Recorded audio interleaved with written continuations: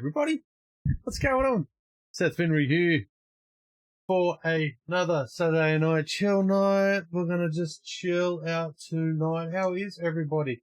You know what? I've got to turn my lights on. Give me a sec. Give me a second. Oh, pulling over.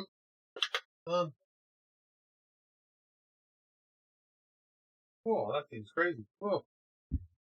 I'm not doing that. Looks fine. Sweet. So, what do you think? Going alright? Alright, I do have another light over here. Let me grab this light. I'm so not organised tonight. I'm running late. Everything's falling apart. But, for good reason. For bloody good. Oh, that's bright. That's fucking bright, isn't it? Let's turn that down. Let's change some colours, eh? Oh, let's change it. Change the colour, baby. There we go. Bit of blue and purple. Smash it out the park. You know what? I've even got a light over here as well. We'll put that one on. Boss. Put a bit of blue over the wall. Lovely. Lovely. How are we all doing? Oh my God. It's Saturday already? Where does the time go? Where does the time go? I hope you've all been awesome. I've got some great news. Great news. I really wish my camera was mobile, but I'll try my best. Let me just have a quick. I'm just gonna. All right, hold on. All right. Okay, I'm gonna grab the camera, and we're gonna have a little look. Look. That is a brand new PC, ladies and gentlemen. That is my PC from Aftershock PCs. Yes, you heard it. That is the Flow Level 8. The Flow Level 8. Okay, so it's a 7700 series CPU Ryzen 7 with a 9070 RX XR something. Let me have a squiz. I do have the stats for it somewhere.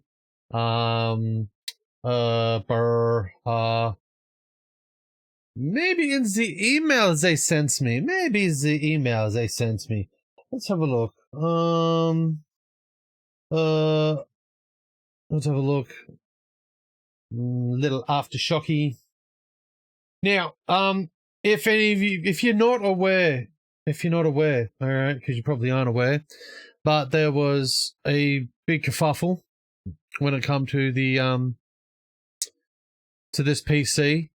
A big kerfuffle. Okay. So yes, it is a Ryzen 7 7700 RX 9070 XT with 32 gigabytes of RAM, a terabyte NVMe, and lots of pretty lights, whatever. It's a beast. It's a beast, and I'm glad. I'm happy. I got it. I'm great. Hello, Pertez. 97 was cracking, man. I'm just boasting about my brand new PC. So I've had a crappy old PC for years. I think it was 2021, 2022 when I got it. It was a 1660 Super graphics card from NVIDIA with, I think it was a Ryzen 5. I think it was a 3000 series. So now I've boosted up to the 7700 series Ryzen 7s with the Radeon RX 9070 XT graphics card. So apparently it's on point with the 5070 Ti card that you can get from NVIDIA. So I'm happy, and it cost me less. So all up, I think it was $2,890 for this PC. So I'm happy. I got it. Hey ha. Now okay, I did order it 3 weeks ago, and it turned up 3 weeks ago, but it turned up broken. Okay, so we found out what the problem was. It was the power supply was faulty. That's all it was. The power supply was faulty. They were telling me that it was the BIOS. They were telling me all this other bullshit, and I was just like, what the fuck? So anyway, doesn't matter. It got given to Bowen Business Machines. A lovely man there named Marius had a look at it, ripped it out, checked it out. Aftershock PC gave them a brand new. They sent up a new I think it's an 850 watt PSU power supply unit. So I ripped out my old QVO 2 terabyte hard drive from the other one, injected it into this one. Everything's pretty much been fairly simple. I did just spend, I think, literally 2 hours. I literally just punched 2 hours right now into redoing my overlays and everything for OBS and Twitch and everything. So ta-da! We are ready to game with our new PC. Do you like my singing voice? You like the way I sing? This is monumentous. I must say, I'm very, very excited about this all happening. Yeah, so if you're excited, join me in my excitement. Put some exciting little emojis into the chat or something, whatever. I'm gonna clean my glasses. So, how's everyone been? Everyone been okay? What's going on? No one's watching? All right. It's okay. I do not mind. I do not mind at all. Sure, you got plenty of things to do on a Saturday night. Instead, look at my old ugly mug.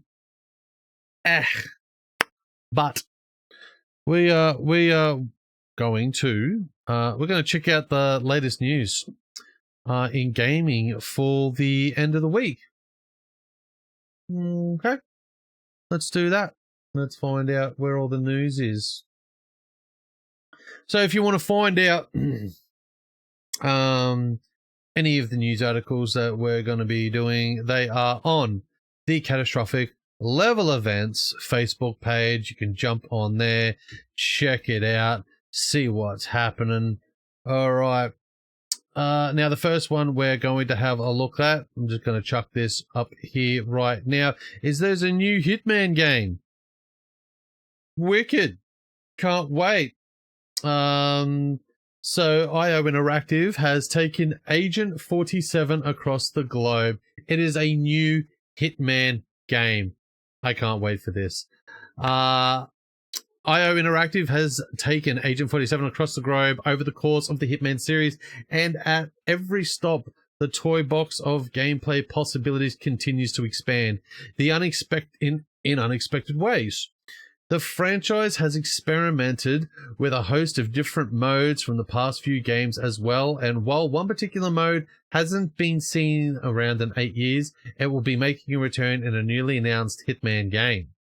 IO Interactive has teamed up with Mood Publishing on Hitman the board game, and it's already looking pretty great from the images so far. What immediately stands out about the new game, though, is it brings back a competitive multiplayer mode from 2018's Hitman 2, but this time around the entire game is built around the core mechanics, tasking 4 hitmen to complete in hunting down targets to win the game. The Hitman board game raises the stakes with not 1 but 4 hitmen. That's pretty cool. From the looks of this looks nuts, man. So yeah, this is a board game, not a computer game. That's all right. Didn't know that. Should have read that first, but that's okay. Hitman, the board game, will allow up to 4 players to take on contracts and get them done before the other agents on the field, and it brings back the other characters from the franchise. That sounds it. So you're going to have Agent 47, Stone, Knight, and Lucas Gray as Hitmen. Looks heaps of fun. Can't wait. If you want to see more, jump on our page. It is there on our Facebook page, group, thing, quest, thing. Excellent. All right. So, what's another? We got some more here. Maybe not. We've talked about a lot of things. Requiem is one of the most played single-player Steam games ever. So obviously that has dropped. Resident Evil Requiem's player count peaked at 267k at launch, was just enough to get it spot number 10 on the list of most played single player games in Steam history. Congratulations, guys. Another game that's coming out, or is out, Pokemon Winds and Pokemon Waves. Alright, if you're a Pokemon fan, hook into that. Welcome back, Chiefs Racing. So, Chiefs Esports Club. Alright. The tires are warm, the engines are started, and we ain't stopping until the checkered flags are waved. So it looks like the new Chiefs Racing teams are back with Bo Albert, Robbie Gibbs, Dylan Rudd, and James Scott. Good luck, boys. Hook in. Prime Video just released a much anticipated first look at Kratos on Atreus on the set of God of War show. First look at Kratos and Atreus. It is a set image of Ryan Hurst and Callum Vinson as father and son duo, and it actually looks really good. That really does not look like Ryan Hurst, like, at all. That's pretty cool. Can I show you this? Let me just see if I can show you this here. Have a quick glimpse.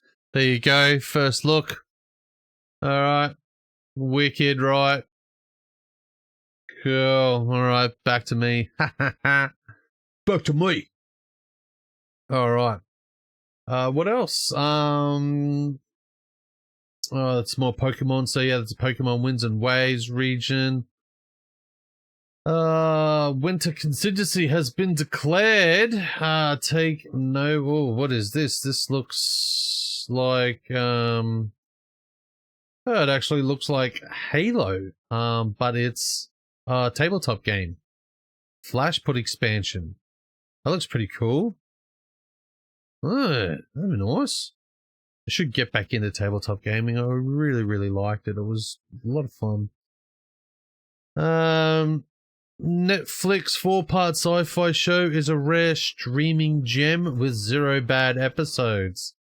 So they say. Let's have a quick look at this. Oh god, I have a headache. I have a very bad migraine. It's really pissing me off. It's in the back of my left eye, and it's annoying. I have taken many pills to try and get rid of it, but it's not really working. Let's have a look. So there are far too many Netflix original series that start strong before becoming plagued by an uneven narrative drag. This article is by Jason Weiss.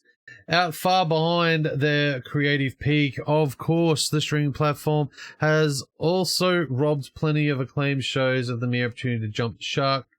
However, Love, Death and Robots is a glowing exception as a Netflix exclusive that has consistently delivered impressive returns on its promise, except in all of its 4 seasons, or volumes, as they are officially called. And some fans won't believe the secret behind the sci-fi's secret success. So, I haven't actually watched Love, Death and Robots. I might actually do that. I'm going to do that this weekend. And then, I'm going to talk about it next week. Moving on. Love, Death and Robots. On Netflix. Go and watch it. Okay, what else we got here? The Crew Motorfest Season 9, keep an eye out for that. Drops March 4th. Everyone get onto that. I might even get onto that, actually. What else have we got? Crimson Desert seems impossible, so a lot of stuff, says Gamer Rants. It's making a lot of promises, but will it deliver? Ooh. Yes, we will see. We shall see. It looks like Aftershock PC is also having a sale. Level up with 2026 with Aftershock PC. Enjoy up to $800 across our enjoy up to $800 off our award-winning custom desktops and notebooks. But don't get the Flow 8; it's out of stock because I bought it. with a faulty power supply. Moving on. As the series approaches its 20th anniversary, original Saints Row design director Chris Stockman reveals a grim outlook. Stockman claims he has been ghosted by owner Embracer Group after pitching a revival and even inquiring about buying the IP. Following the 2022 reboot's mixed reception and the shuttering of the developer violation, the franchise remains in total limbo. Never played it, so I don't know anything about it. So, if you do want to know about it, I'm going to put it on our Facebook page. So go on to our Facebook page and have a look at the article. All right. I'm even going to put this picture of Ryan Hurst and his little son Atreus. Looks good. You have until the 4th of March to yet claim more completely free games from Steam. All right, 4th of March. So if you want free games, go on there now and download them. Okay. It's a Rocket League ad. Does anyone play Rocket League anymore? I don't even know. I'm still sure it's pretty huge. I haven't heard of new maps or anything like that. When I played it, there was one where it was like a trip back to the 80s and the DeLorean came in and they had that song Playing with the Boys, you know, from Top Gun. So it was sick and it was so good. It just, this had so many good vibes to it. And it hasn't been the same since for me, to be honest.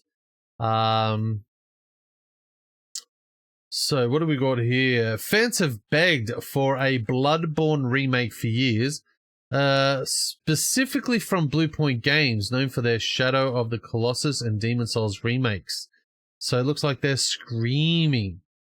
The theory has been that Sony was the one getting in the way, but a new report suggests that it was actually from software.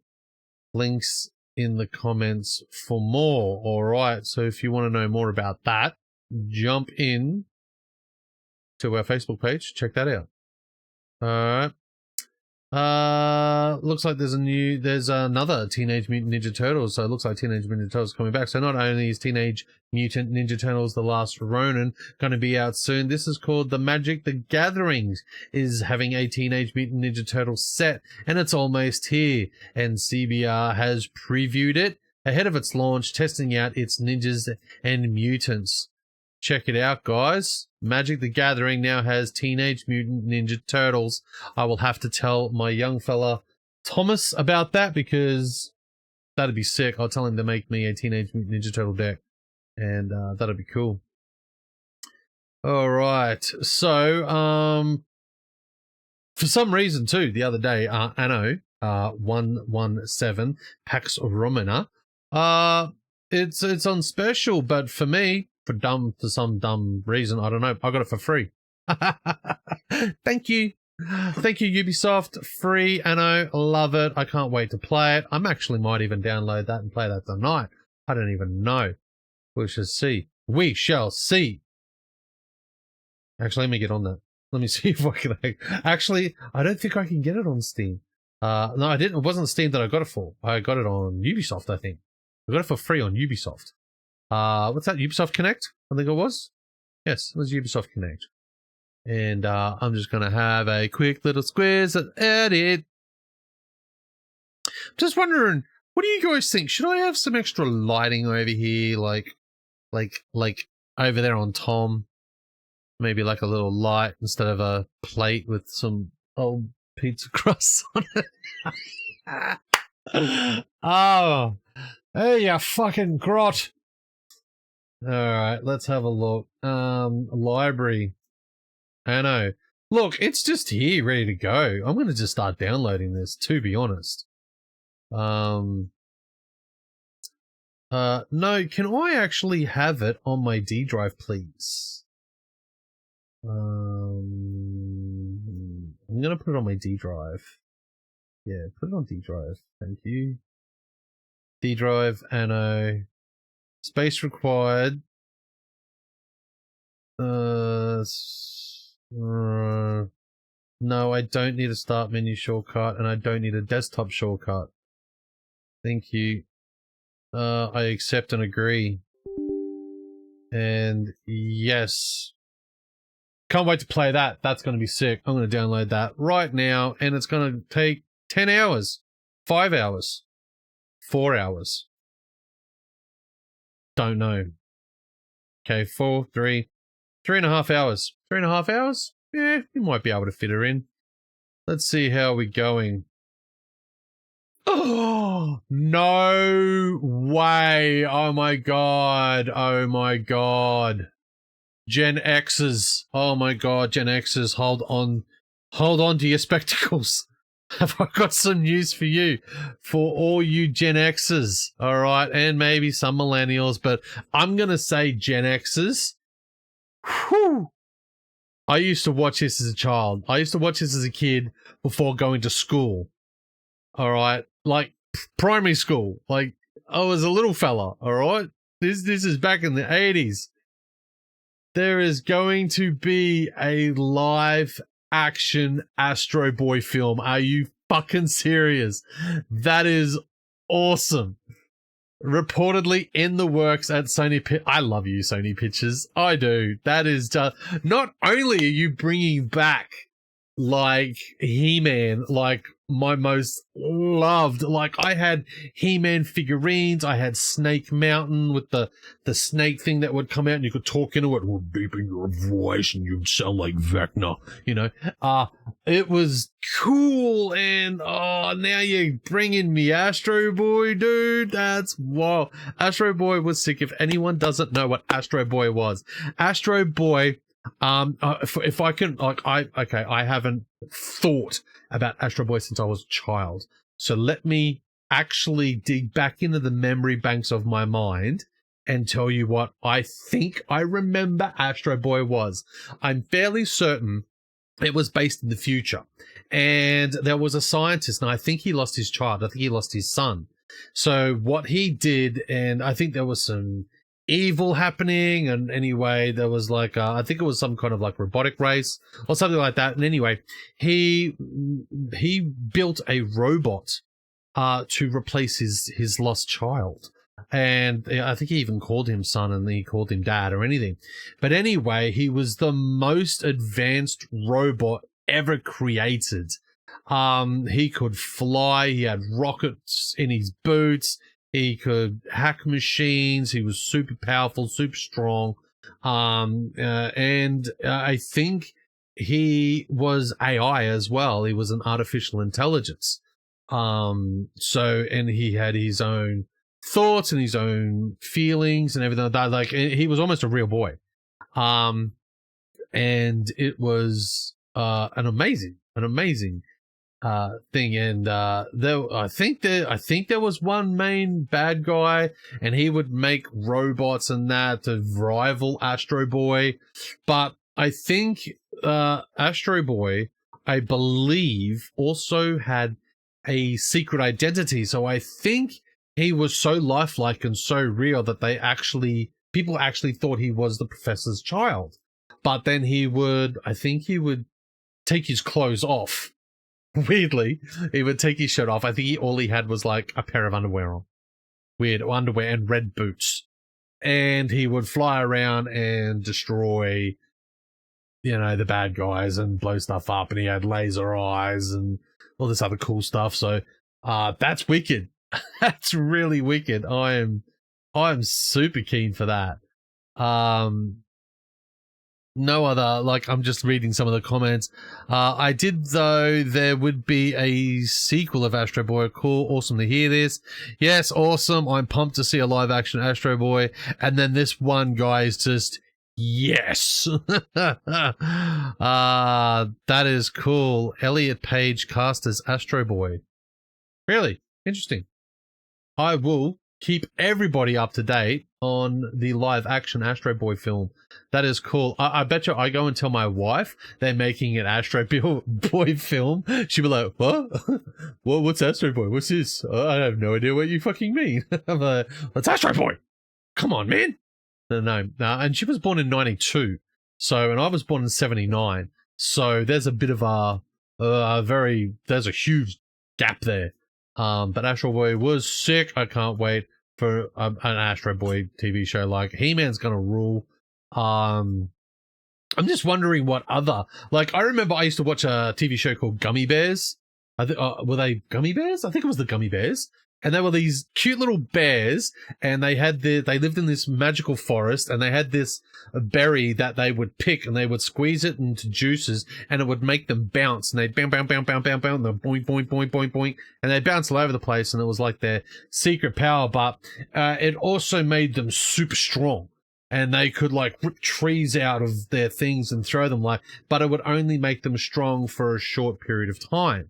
And they could bounce everywhere, and they were super strong and lift boulders and stuff like that. And anyway, there was this, I think it was a knight, an evil knight or a king or something, and he came across the bears and saw how powerful they were, and realized that they had this powerful juice, and he wanted it for himself. So he made a quest of going, yeah, so a Gummy Bear film would be dope. I'd watch that. That's excellent. That's really cool. But Mask, another one. Mask was a mad cartoon. So it was a group of heroes up against another, like, a group of bad guys, and they had these really awesome helmet masks that would come down and, like, attach to them, which would allow them to fly these really cool vehicles. Like, one was like kind of like a DeLorean, and the wings would come up and it had missiles shooting off it and fly around, and the bad guy had this big, like, purple helicopter that could transform into a jet. It was like some sick shit, dude. It was like great. Mask was awesome. Thundercats was awesome. What else was there? Oh, back then, man, they had the bike. What is it? Biker rats from Mars or something. That was cool as fuck. Gargoyles. That was a sick show. Gargoyles was sick. What else? Yeah, Thundercats. Like, that was dope as hell. So I'm kind of hoping they bring all that shit back, because that would just. I'd just be living in my prime, man. I'd be living the dream of my childish dreams of all that cool shit being adapted to film now, because the technology is just there for that to happen. What else we have in the news? Scream 7. Back to the cinema. Scream 7 earned $7.8 million from previews at the domestic box office. I don't think I have watched a Scream movie. I probably should. There's 7 of the bloody things. I've never been a horror fan, so, like, I've never seen the Jason films, like Friday the 13th. I haven't seen, I've just never been a horror guy. I was, cause I never got, they didn't scare me. Like I lived a pretty horrible life. So not a lot frightens me, man. And, so I'm just like, there was one film that really frightened me as a child. That was It. I refused to watch it, but then my wife, she loves horror, so she watched it. She's like, come watch it. So I did watch it. Still didn't like it. It was like, okay. As a film, it's amazing. An amazing film, okay? Horror is an amazing genre. It is really fucking good, but I don't like scary films, okay? They give me nightmares. I flip around. I'm a big wuss, all right? So I don't want to do it, okay? So I don't like it. When I say I don't like it, it's not that it's shit. It's just that I don't like it. It looks like The Simpsons Hit and Run and some other cult classics are going to make a triumphant return. After more than a decade. That's gonna be sick. Simpsons Hit and Run. Wasn't that an arcade box game? Wasn't that on, like, the big cabinets? Like, yeah, I don't know. That's gonna be fucking cool. What What else we got? What else we got? What else we got? No, yeah, like I said, let's get into the crew. I'm gonna try and get back into the crew. All right. Here's some news. All right, here's some news. Here is some fucking news for yous, right? News for yous. Squadron 42 is on its way. Now, this is not bullshit. Okay, if anybody tells you that Star Citizen is a scam, smack their mother in the mouth, okay? It is not a scam, all right? It is just a different way of game design and game building and game funding, okay? It's just different. It's just different, all right?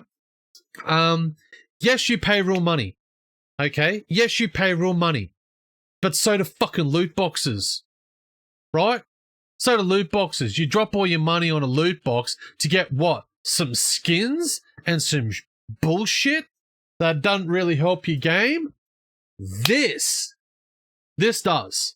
All right. Now, I paid $80 for my ship. All right. Yes. I dropped $80 on Star Citizen and I bought a ship. All right. Now, I bought the Titan Avenger and it's a great starter ship. If I would say to anybody, what starter ship would you buy?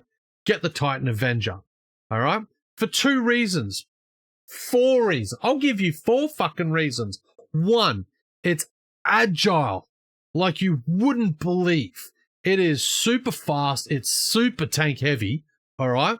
It's got great shields. All right. And secondly, great weapons. All right. You can put a size 3. Is it a size 3 or size 4? I think it's a size 4. You can put a size 4 weapon on the front and a couple of side 3s on the sides, plus missiles. Like, this thing is a fighter. It is cool. All right. And 3rd reason, you can log out. You can bed log on it. All right. You can just fly out into space and just log out of the game and just bed log. Find yourself a nice little asteroid to hide behind and just bed log. Out you go. Jump in your bed, go for a sleep, log out. Great. And 4thly, it has cargo space. All right. I think you can load 6 SUs inside. All right. So it's a great starter ship. It's great for fighting, great for combat, great for bounties, great for blowing shit up. It's great for just logging out whenever you feel like it, log back in, bang, you're still there in your ship, rock and roll. All right. And it's got cargo space to do all your delivery missions and everything like that. And it's an agile fighter. You can outrun most ships. All right. You can outrun them. It is really fast. All right. It's small. Now, the cons, okay? Only one person can sit in it. All right. But I have figured out if you do have a friend that comes with you, he can actually sit on the bed. Yeah, you just get on the bed and sit on the bed and you can fly away. All right. By sitting on the bed. All right. So you're not like getting fall over. There is only one chair, which is the pilot's seat. All right. That's the only downside I really find on the ship itself. Besides that, it's a great starter ship. It really, really, really is. All right. It's got lots of cargo space, more than you'll need to start off with. All right. And you can use that to do all kinds of missions and get yourself up. And then when you got yourself a little bit of coin set aside, after you've done some missions, get yourself a vulture. All right. Now, the vulture is a 100. No, the vulture is $200. I'm pretty sure it's a $200 ship.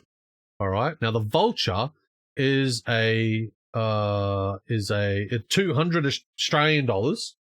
Okay, 200 Australian dollars. It's an RMC runner pretty much. You just go out, shred the RMC off the ships, which is reclaimed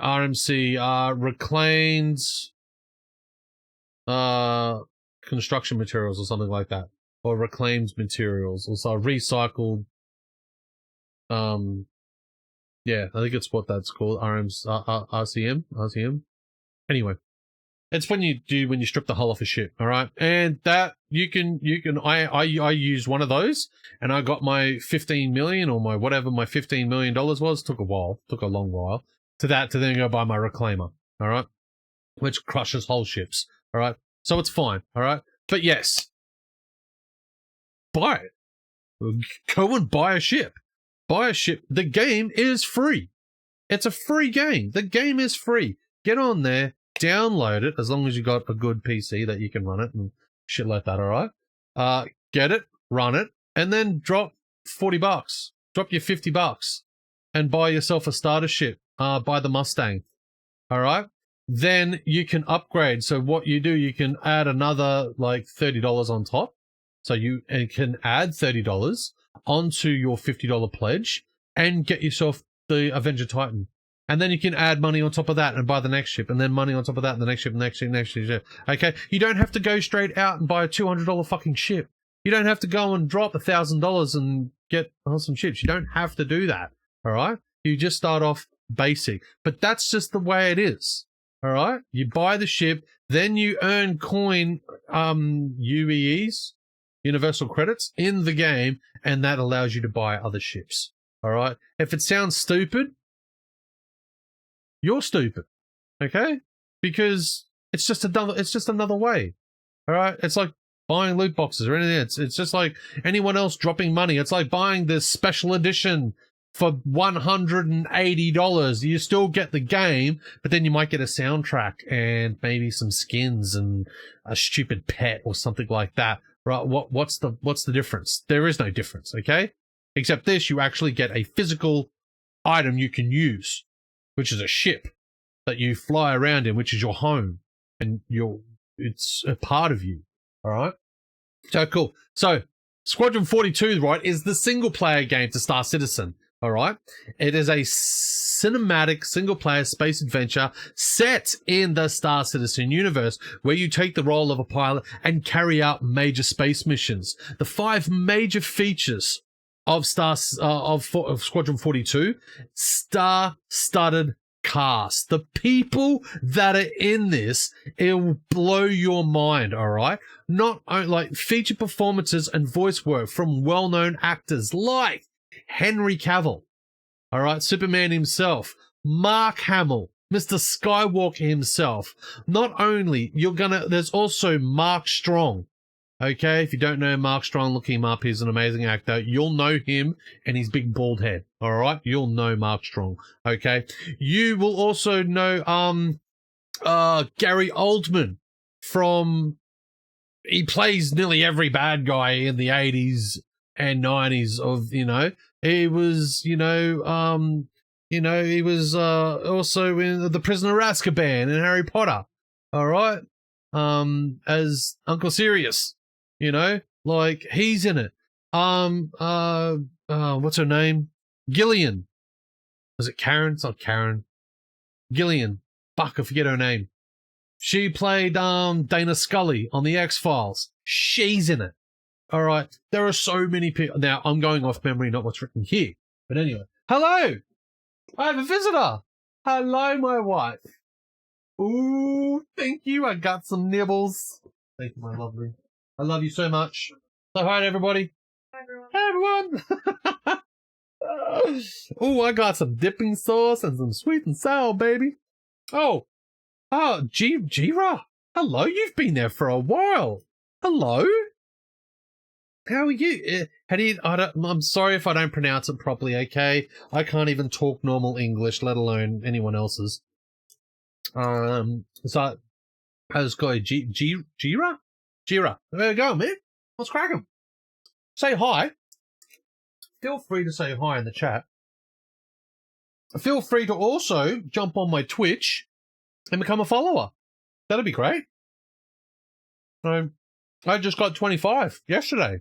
25. I've got 25 followers now. How lucky am I? All right. Back to Star Citizen Squadron 42. You're going to get a seamless experience from boarding your ship to flying into space. Everything happens smoothly without loading interruptions. I can attest to this. This game is amazing. There are no loading screens. They don't exist. You can go from getting out of your bed, walking out of your apartment, into a sprawling city. Like and I mean massive cities. These cities are enormous. All right? They're massive. Massive. To then going into your hangar via elevators, getting into your ship, flying out the hangar, and then leaving atmosphere. We call it atmo. Leaving atmosphere into space, interstellar space. Then chucking on your quantum drive and cruising across the known solar system. All without loading screens. Not fucking one. It's awesome. The graphics are nuts. The graphics are off their head. Right. Dual gameplay style. Pilot advanced spacecrafts in intense space battles and engage in on-foot combat similar to modern-day military shooters. You fucking heard it right. Not only can you get in a combat pilot, you can land your ship, jump out, guns out, and just go tactical style. It's great. It's brilliant. You can sit there with your ship and just like open your guns and just kill everything on the surface. Land, jump out, throw grenades, stims, just oh, so good, bro. So good. All right. Story. It's a driven campaign. A 40-plus hour cinematic narrative where you play the central hero. All right? Because it's single player. Ultra realistic detail. The visuals are stunning and dynamic. All right? It will start raining. It will start snowing. It will start being windy. It'll clear up to a nice, beautiful, sunny day. There's animals. There's going to be base building.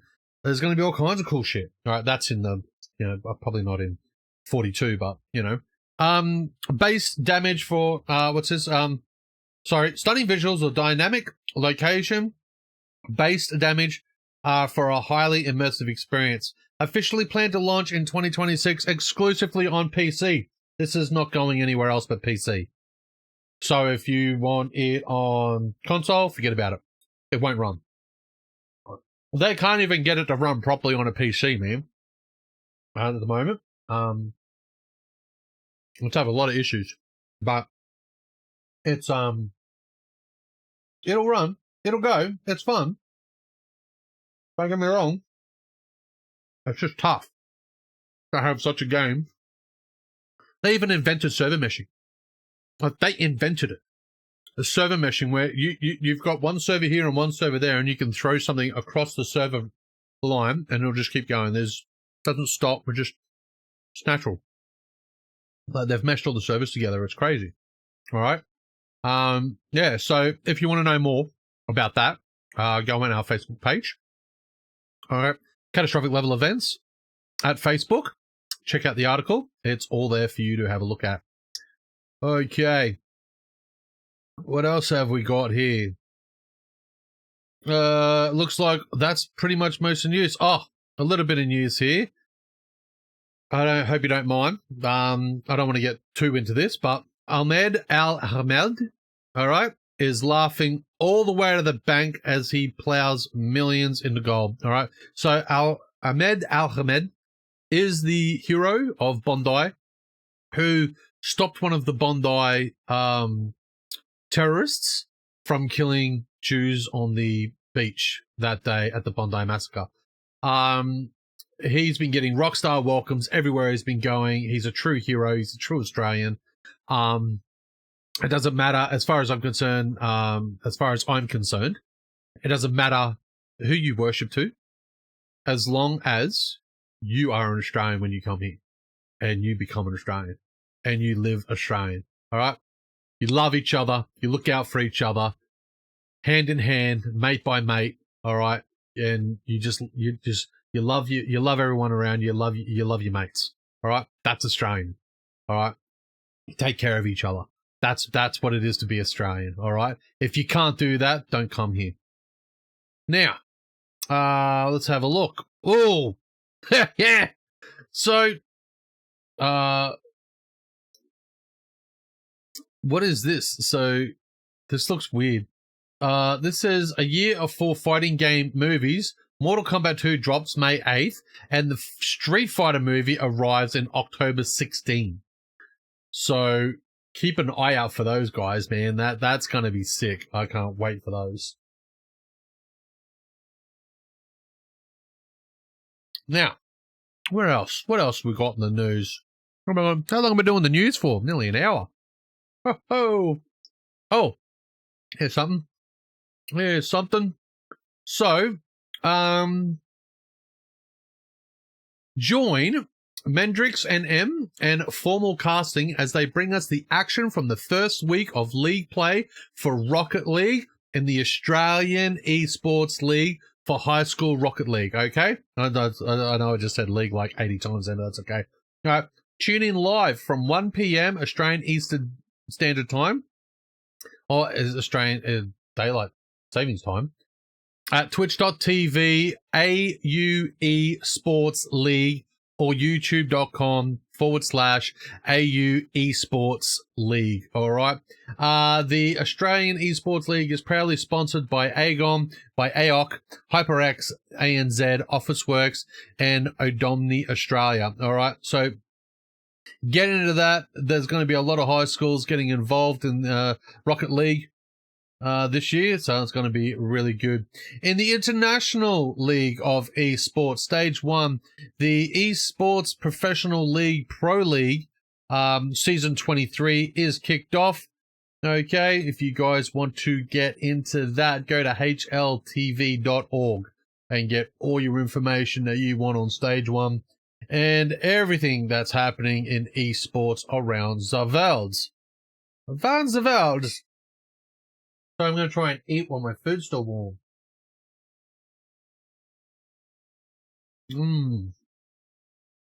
Well, we don't want to talk about that guy. Okay. Also the Intel Extreme Masters is on. One of these is not like the other. Here's our every team in the ESL Pro League Season 23 Stage 1 ranked each other. All right. I'm going to put that on our Facebook page so you guys can jump on in and see those rankings. All right. At the moment, it looks like in top position, looks like Paravision. Paravision is absolutely eating it. They are just number one on all sectors right now. In number 2 spot, you got G2 Esports, then Feud Esports in the second position. All right. They've just been absolutely pumping. So, yeah, they're doing really well. So, if you want to know more information about that, jump on there and check it all out. Okay.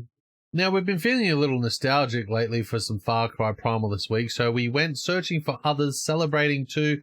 Ghost X Delivered with their Tameable Beast video.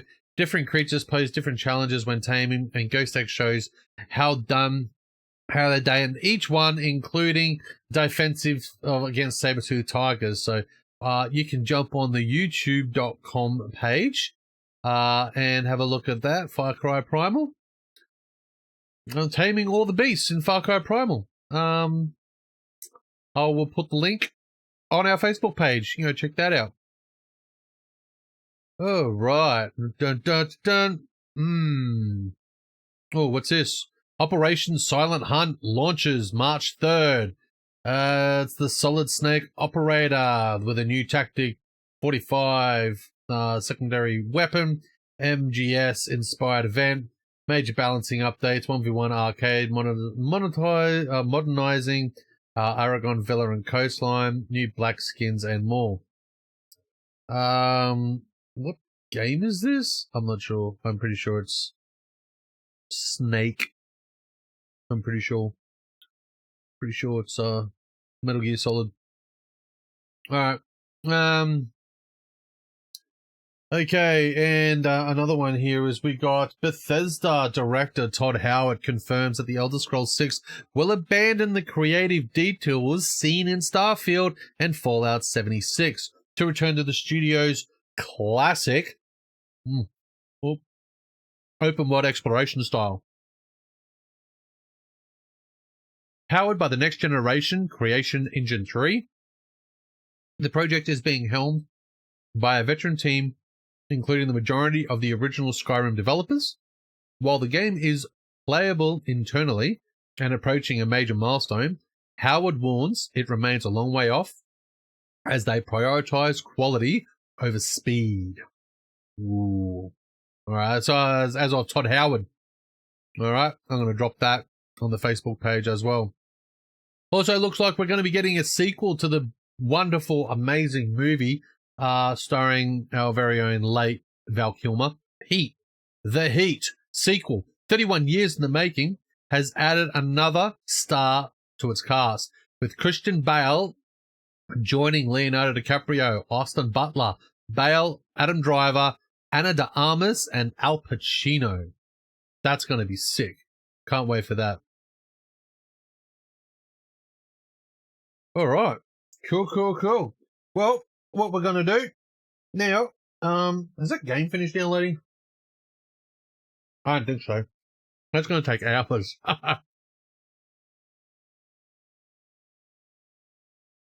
Yeah, 2.5 hours to go. My God.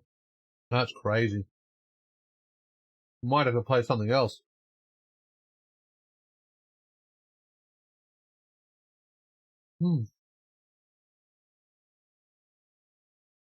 So, what we'll do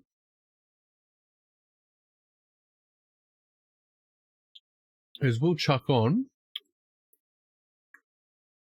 Well, that's all the news, pretty much. That's pretty much all the news that we can deal with tonight.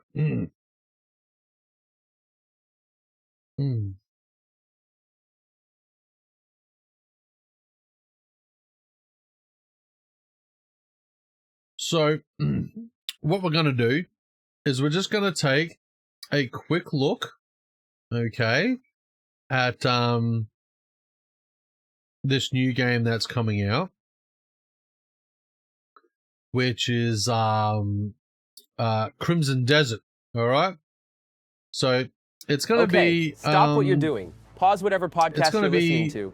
Put down your coffee and pay attention, because what I'm about to show you is the kind of game that makes you question every other open world you've ever played. Crimson Desert. The name alone already sounds like epic, and trust me, it absolutely is. This thing is a monster. It's a dragon riding, mech piloting, WWE wrestling, horse drifting, farm building, stealth robbing, dinosaur taming beast of a game.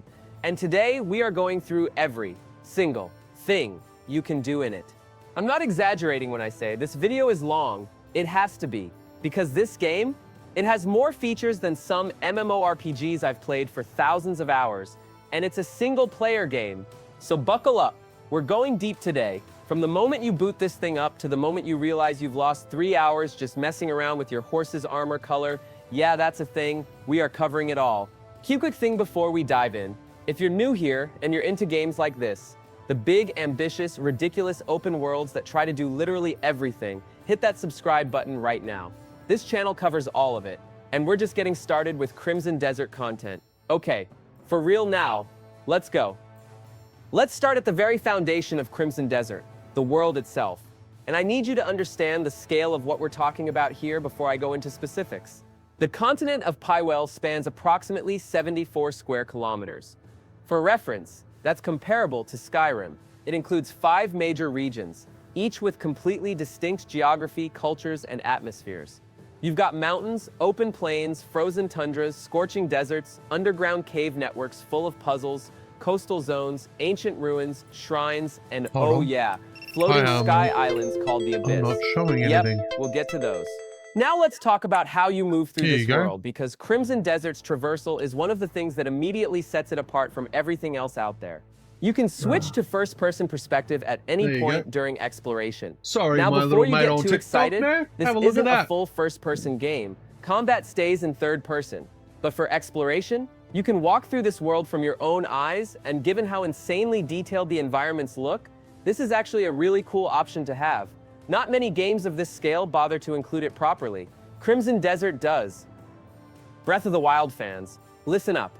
You can climb cliffs, walls, and mountain faces using a stamina bar system. See something in the distance that looks interesting? Just start climbing toward it. The game doesn't gatekeep exploration behind invisible walls, or you shall not pass geometry. If you can see it, you can probably get there. And when you reach the top, you can leap off and deploy your glider to sail toward your next destination. This is one of the wildest features in the game. The Abyss is essentially a whole other layer of the world. Floating islands high above Pywell's surface, accessible through mystical gates scattered across the map. Up there you'll find upgrade materials called Abyss artifacts and fragments, unique challenges, and a view of the entire continent below you. And from those islands, you can literally see every biome in the game at once as you fall. You can glide down gracefully or just plummet directly to the ground if you're impatient. The game does a quick mini load and drops you right where you aimed. No waiting around. One thing that keeps coming up when people talk about Crimson Desert is the render distance. It is absolutely massive. Standing on a sky island, you can see the Crimson Desert region, the snow-covered mountains, the green valleys, and distant cities all at the same time. The world feels genuinely alive and continuous in a way that very few games have ever pulled off. Beyond the main cities and towns, Crimson Desert hides strange, off-the-beaten-path settlements with unique stories and characters. Some of these locations are closed off and require specific mechanical or mystical methods to access, which means exploration constantly rewards curiosity. You never know what's behind that sealed door or inside that crumbling ruin. The game is filled with these kinds of mysteries waiting to be uncovered. And look, if you're the type of player who goes straight for the main quest and ignores everything else, I genuinely don't understand you, but I respect it. And if you're the type who wanders off for 40 hours and forgets there even is a main quest, yeah, that's my people. Drop it in the comments. I want to know which side you're on. Okay, so we covered the world. Now let's talk about how you get around it. Because Crimson Desert might have the most diverse and flat-out fun traversal system of any open world game I've ever seen. And I mean that. Yes, horses. Classic. You tame them, you ride them, you bond with them. Standard open world stuff, right? Wrong. Because in Crimson Desert, you can drift with your horse. You're galloping at full speed, you cut hard, and the horse slides sideways like it's in a racing game. It's ridiculous, it's hilarious, and it's absolutely brilliant. This alone would have made me happy. But wait, there's more. You're riding your horse at full speed toward a cliff. Instead of stopping, you just... Sorry, I'm just going to put it in high def. Abandon the horse mid-gallop. Deploy your glider and sail away into the sunset, while your horse presumably just stands there confused. Yes, you can absolutely do this. It's giving serious Yoshi energy, and I am completely here for it. Horses aren't your only mount option. You can tame and ride wolves. You can tame and ride dinosaurs. The game has dinosaurs. I don't know why. I don't need to know why. This is not a game that needs to justify its decisions to me. You want to explore a medieval fantasy continent on the back of a prehistoric reptile? You can do exactly that in Crimson Desert. Later in the game, you unlock the ability to ride dragons. Not just sit on them, actually control them, fly wherever you want, and rain fire down on enemies below. It's one of those features that feels like it should be in an endgame expansion of some massive MMO, but no. This is a single-player game, and you just get a dragon. The world is beautiful sometimes. Need a more relaxed way to take in the scenery? Hop in a hot air balloon and float across Pywell at your own pace. Perfect for sightseeing, planning your next move, or just vibing while you figure out what ridiculous thing you want to do next. Okay, now we're getting into territory that makes you go, wait, what kind of game is this? Crimson Desert has mechs, controllable, customizable war robots with rocket launchers. These aren't random things you find in the world. You have your own mech that you can paint, customize part by part, and deploy in combat. It fires rockets. In a medieval fantasy game, I love this so much. Water traversal is in the game too. You can sail around the coastal regions and waterways of Pywell, and honestly, given everything else this game has, it wouldn't shock me at all if there's underwater content too. Dive down, find sunken ruins, fight sea creatures. Crimson Desert seems physically incapable of leaving a feature off the table. For quick vertical traversal, you've got a grappling hook, fire it at any surface above you, swing toward it, and use the momentum to launch yourself higher or toward enemies. It's the kind of movement tool that once you have it, you can't imagine the game without it. Combine it with the glider, and you've got one of the most fluid traversal systems in any action-adventure game. One of those little details that just makes you smile. Running up to an enemy camp, instead of looking for a gate, just grab a vault pole and launch yourself clean over the wall.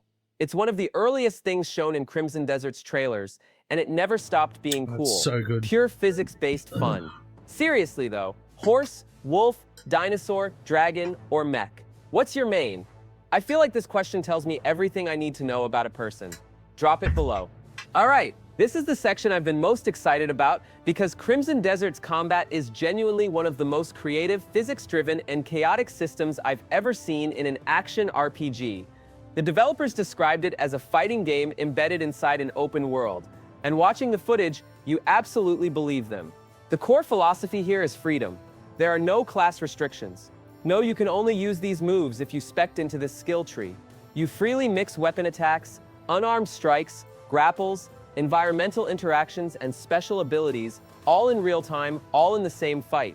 The system is built around player creativity, and enemies react dynamically to everything you do.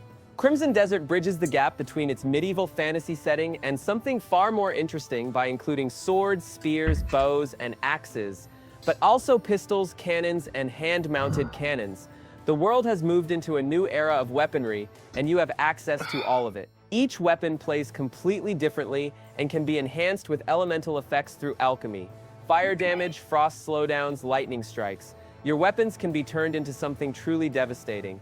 Okay, this needs its own category, because Crimson Desert has one of the most elaborate grappling systems I've ever seen in a non-fighting game. You can grab enemies and throw them. You can body slam them into the ground. You can spin them and launch them off cliffs. You can jump on top of them, pin them down, and unleash a ground and pound. There are entire skill trees dedicated to grappling, and one specific character who fights almost exclusively through throws and slams. It is magnificent. Pure professional wrestling in a fantasy setting, and nobody asked for it, but everyone needed it. One of the most unique mechanics in the game, you can observe enemies during combat and actually steal their moves. Watch a monster do a ground slam, your character can learn and replicate that attack. This isn't just for a few scripted moments either. It's a genuine system for expanding your combat repertoire by paying attention to what you're fighting. It rewards careful observation and turns every encounter into a potential learning experience. The battlefield itself is a weapon. Enemies react to terrain and elevation. You can kick them down hills, launch them off ledges, use the grappling hook to reach high ground and drop onto them from above. You can grab massive environmental objects using telekinesis-style powers and hurl them at enemy groups. Pillars, boulders, crates, anything the environment gives you becomes ammunition. Fighting near a cliff? Someone is going over that cliff. Guarantee it. Mid-combat, you can literally arrest enemies. You grab them, restrain them like a cop making an arrest, and then this is the fun part, put a bounty on their heads and earn money from it. It's absurd in the best way. You're in the middle of a chaotic battle, you grab a guy, slap cuffs on him, and suddenly you're making income. I love this game. Yes, you can fight while riding. Gallop into a group of enemies swinging your sword, or presumably firing your cannon. Horseback combat has been confirmed, and it works seamlessly with the same freestyle combat system. Momentum matters. Charging through an enemy formation on horseback should feel as devastating as it looks. During combat, you can summon spiritual entities that appear on the battlefield, deal damage to your enemies, and then disappear. It adds a layer of supernatural chaos to fights that are already completely unhinged. You're wrestling a guard, summoning spirits, firing a pistol, and launching someone off a cliff simultaneously. Normal Tuesday. Real talk, what's your combat style going to be? Pure grappler? Sword and spirit summons? Sneaky assassin? Or just the mech guy who lets the robot do everything while you watch? I want to know. Comments are open. Beyond the named bosses, the open world is full of massive creatures you can climb onto and attack. It's the kind of feature that makes every enemy encounter feel like it has potential for something spectacular. You're never just fighting, you're always looking for the most creative way to win. Crimson Desert's bosses are massive. We're talking huge, awe-inspiring encounters that reviewers have compared to Dragon's Dogma 2 in terms of intensity. Some of these fights let you literally climb the boss, Shadow of the Colossus style, reaching weak points on their body while they try to shake you off. And the entry points for some of these boss arenas are optional. You can use the front door, or you can break through a window and skip straight into the fight.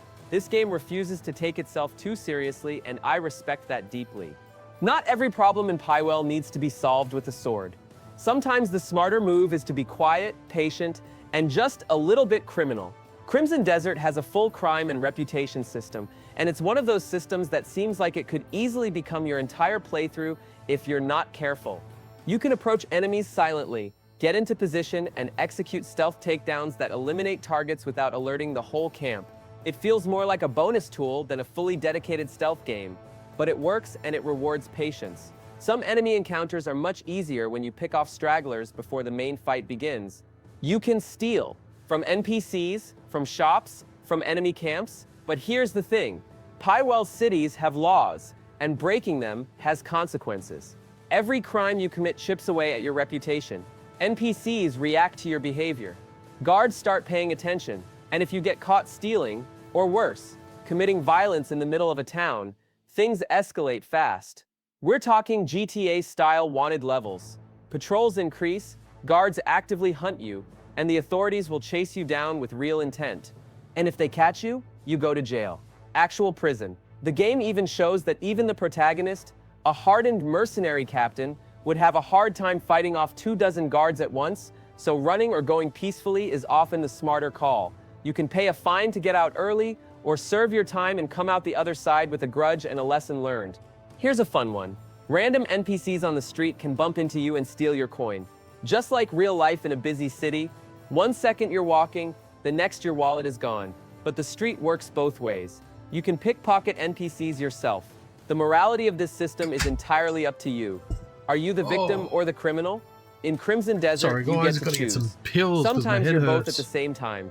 Beyond outright crime, you can put bounties on enemies you've captured and earn money from it. You can also corner NPCs and threaten them for information, shake them down, get the intel you need, and move on. It adds a layer of aggressive negotiation to the social systems that makes interacting with the world feel genuinely dynamic. Walk through the wrong part of town with the wrong attitude, and an NPC might just walk up and challenge you to a duel on the spot.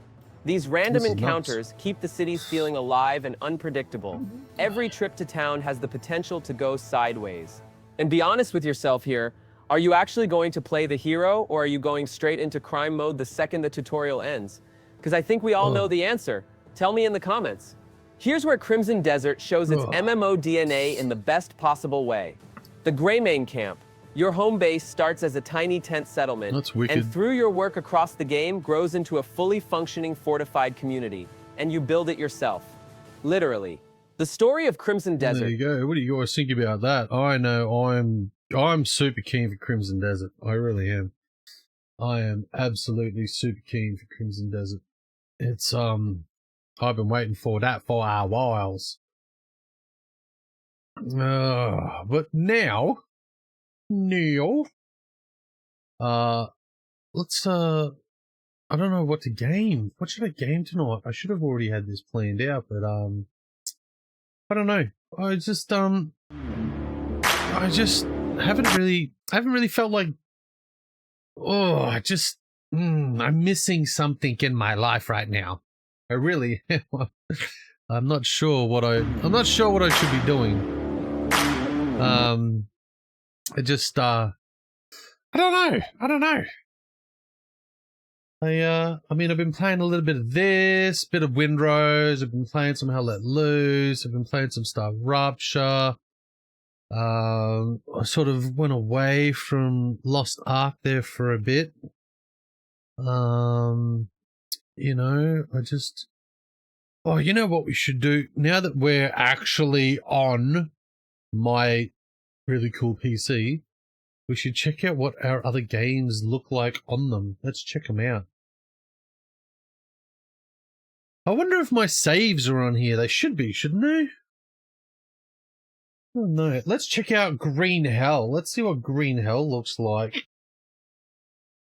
We might actually turn up the graphics and see what it looks like. Apply graphics settings failed. Refresh rate. Please retry or check if your graphics driver is not configured to override these settings. Do you want to save your current settings? Yes. Yes. Turn it on first. Yes. Would you like to set it at the current input? Yes. Okay. So we'll go multiplayer.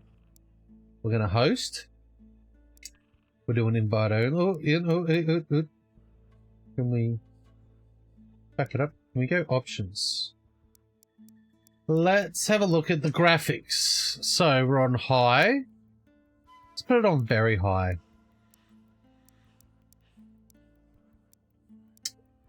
Anti-aisling. We'll turn that on. Yeah. V-Sync.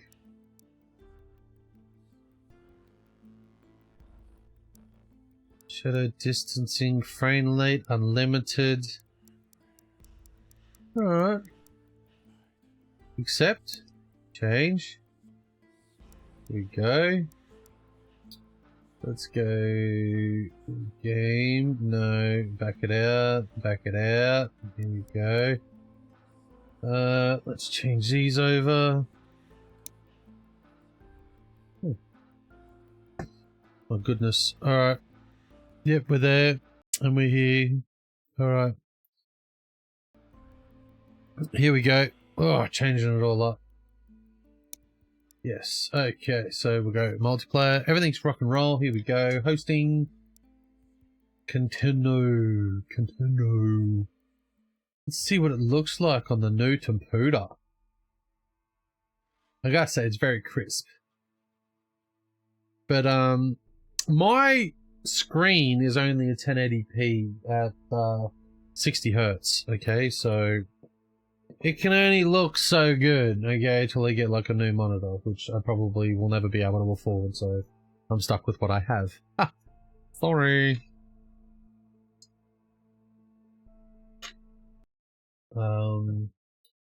Yeah, I do need something with a higher refresh rate. Would be nice. Would be nice, but you know, that's money. Money we don't have. Ooh, here we go. Oh wow. Oh wow.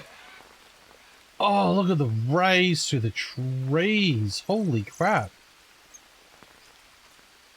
Oh, it's never looked this good. Ooh. Where'd this come from? Wow, look at that, bro. Look at the rays coming through the trees.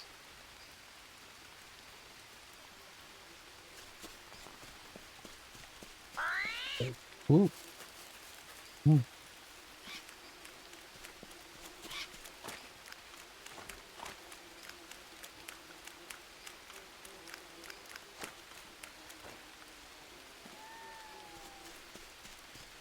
That's pretty cool.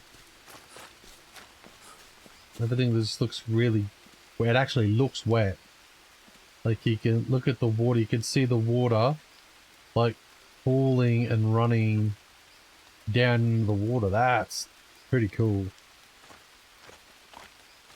Let's see what the water graphics look like. Oh, wow, look at those reflections just coming off. Even when I move the camera, sort of just follows. That's so good. Oh, there's a void.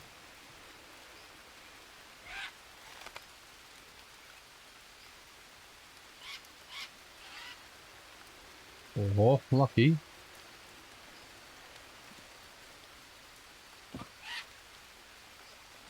Oh, that looks very nice. Let's go and see what it looks like from the treehouse. Wow, look at those sunbeams. Holy shit. That just looks nuts. I'm gonna walk through the sunbeam. Oh, look at the sun. Okay, stop showing off. That's very nice. Very, very nice. Wow. Wow, look at the dynamic fog and shit.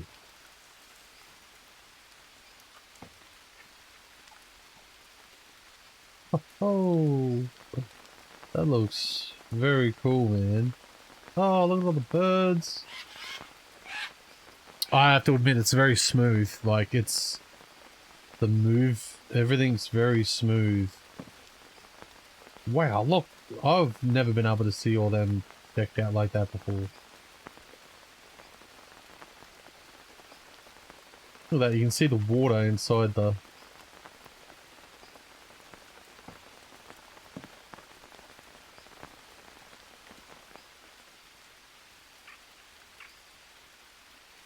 See the trees glisten from the wet and the rain. Oh, look at the water. The water just looks fabulous. Absolutely fabulous. Sorry, I've only ever owned 2 PCs in my whole life. Oh, 3 now. 3 PCs now. This is my 3rd PC I've ever owned. The first one, all I ever did was play WoW on it. And it was trash. Don't even ask me what the stats were on it. I have no idea. I don't even remember what happened to the PC. I don't ever remember what happened to it.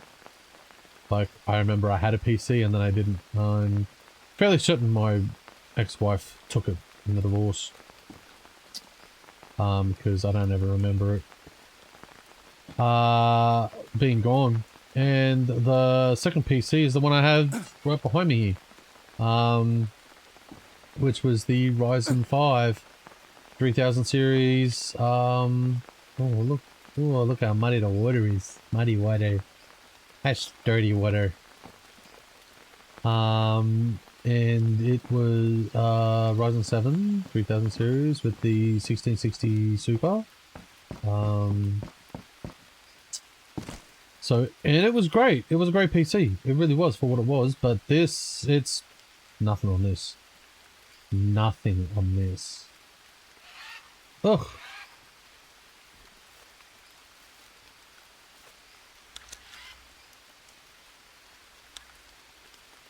Ooh, bananas. Okay, let's see what happens when I do this. Use. Shit! Seriously? Oh, did it break? Oh. Oh. Come on, damn it! Alright. It broke. It's alright, mate. Calm down. Don't have to swear. Oh. I'm pretty sure. How do I make that? It's,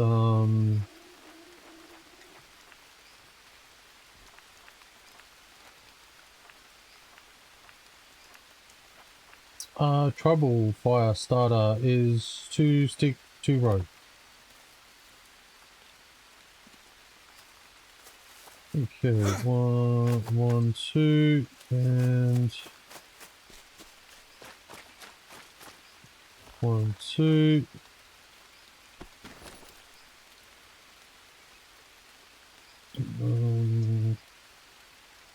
Craft, craft, and stick, and a stick, and go. Okay. That'll be that.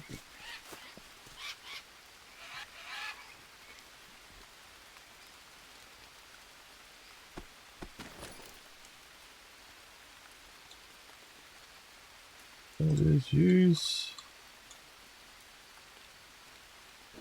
And insert.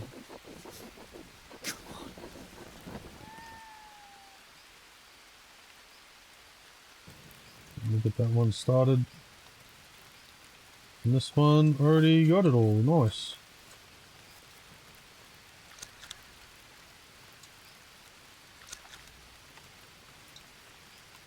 We're gonna get some more trees. We're running out of those planks. Gonna have to go for a hike.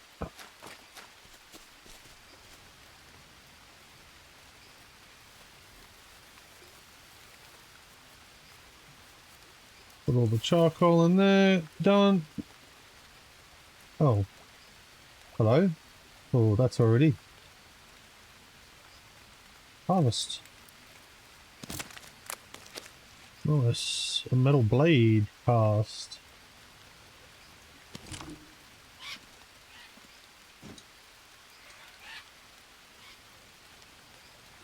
So I'm starting to put, just making random casts here.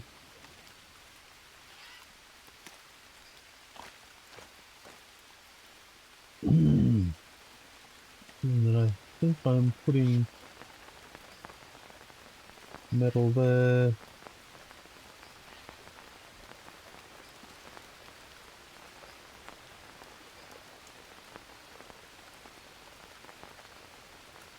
I don't know where I'm putting the blades.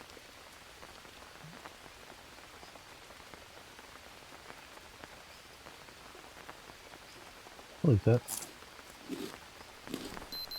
Oh, I'm good for water on that for now.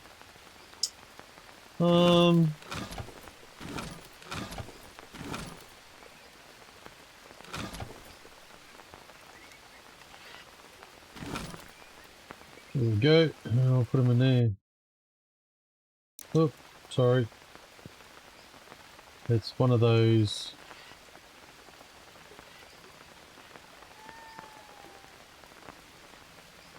Okay. Okay, so we put metal items in there, and I think we put the arrowheads in there.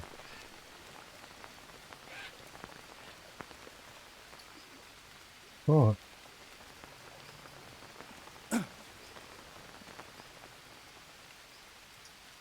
So what I really want to do, I want to go and get another one of these.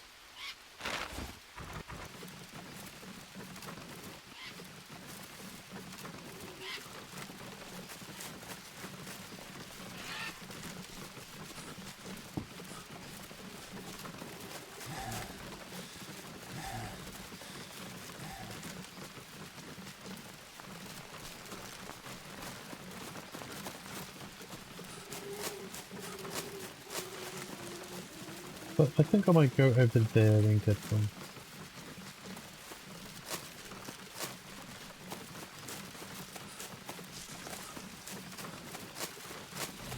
Gotta watch out for snakes. Oh, there's a snake over here somewhere. Oh. Get over there.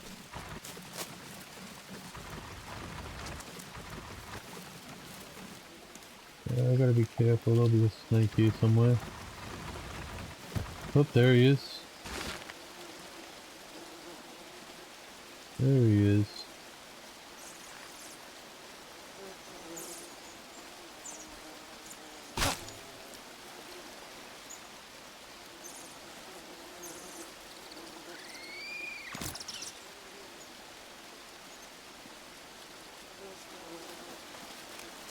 Oh.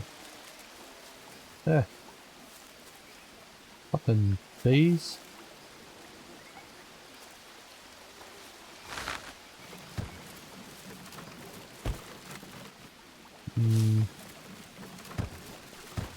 Go this way.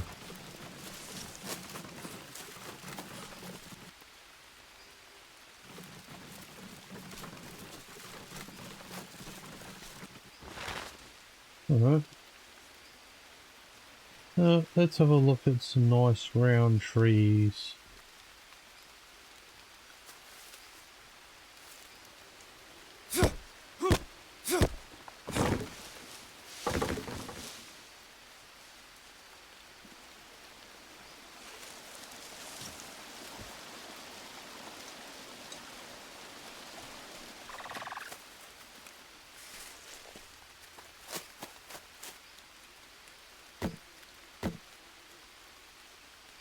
Okay.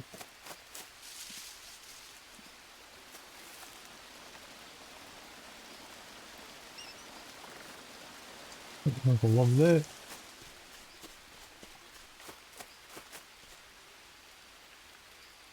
Okay.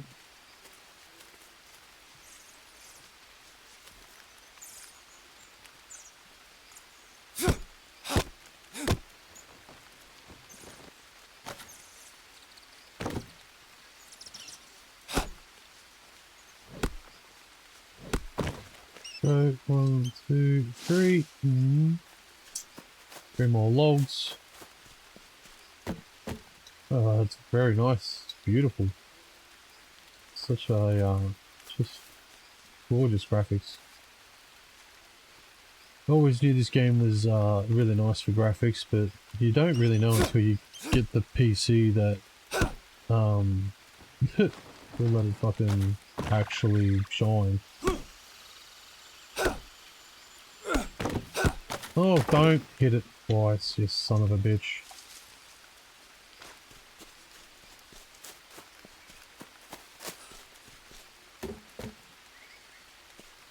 Alright, I'll take that with me then. Where is it? Give me that. What I want planks. I'm trying to replant planks. But for some reason my trees aren't regrowing. I think it may be because I take out the trunk, but even if I don't, they just don't seem to regrow.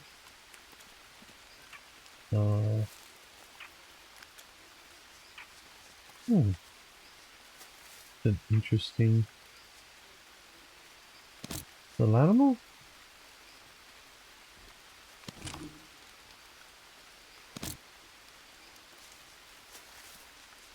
Is there another? Yeah, got plenty of trees here.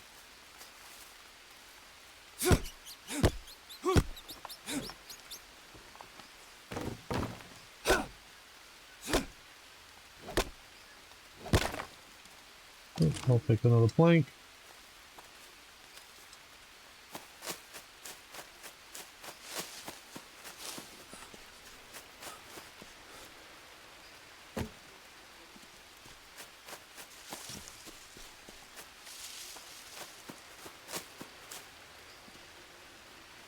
Some wood. Oh. Uh-oh, that sounded like a kitty.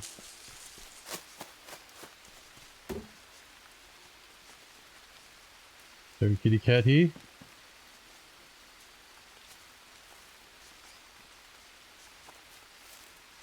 Yeah, kitty, kitty, kitty.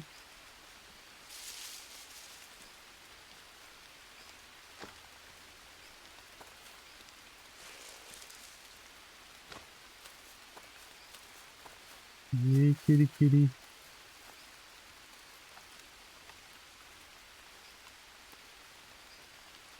No?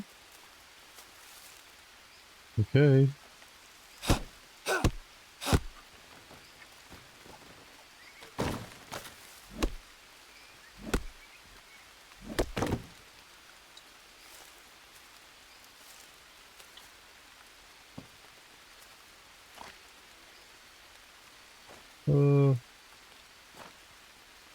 Where'd the other log go?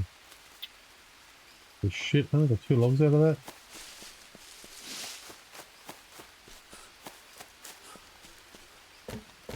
What the hell?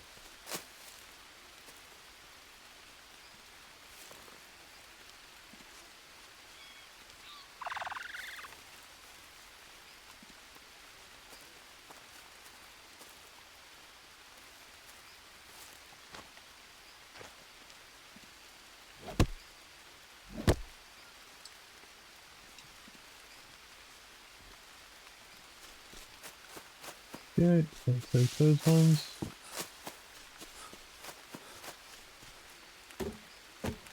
Okay, that's that side full. And then, yeah, I'll take this one here.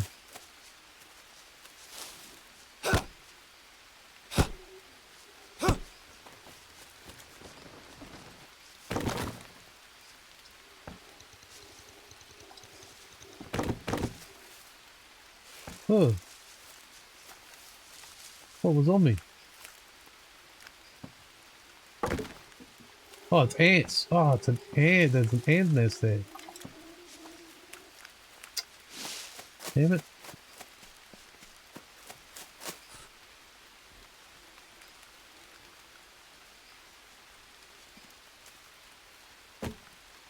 Oh, that's all I can carry anyway. Alright, let's head back. Watch out for the snake, because the snake's probably respawned. He'll be in here somewhere. No, he's not. Oh.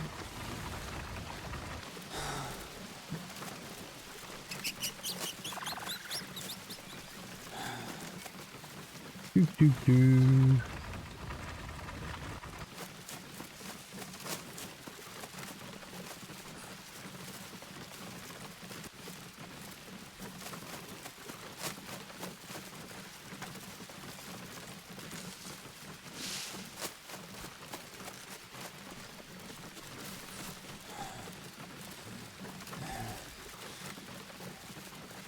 Oh, look at all the nuts that keep dropping on the ground. It's awesome. Ooh. No, I got plenty of nuts. Plenty of nuts. Okay, boss. Alright. Okay, so we're gonna chuck these over here. Like so. Okay, and we're gonna go bump. And chuck those sticks in there. Oh.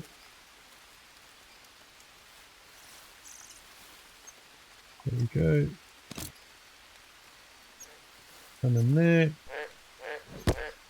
1, 2. Sticky boy.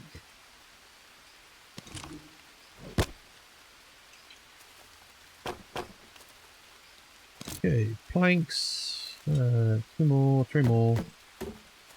Thank you.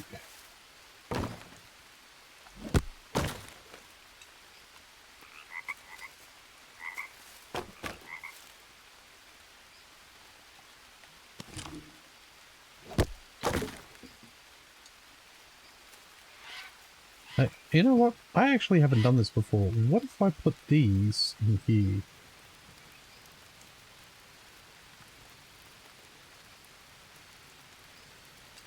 No? They don't work? Putting big sticks in there? No. You gotta harvest. Like this one, you gotta harvest as well. And then you open your backpack and go dun dun dun dun dun dun dun dun dun. Fill. Just like that.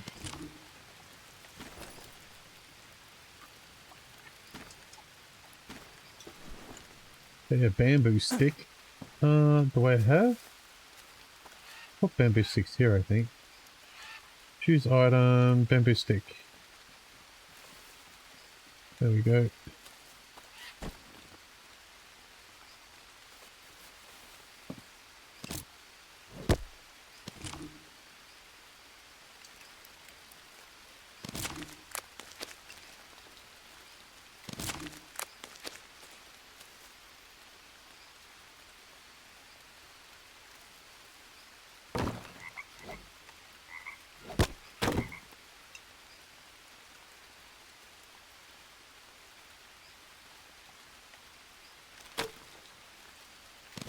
Actually, what if I harvest a log? I don't think I've ever harvested a log before.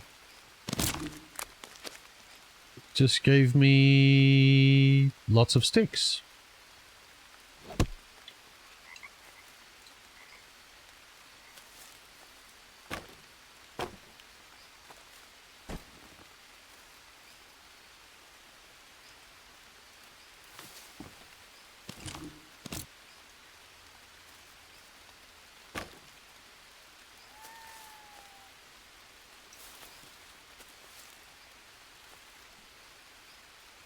I'm hearing stuff.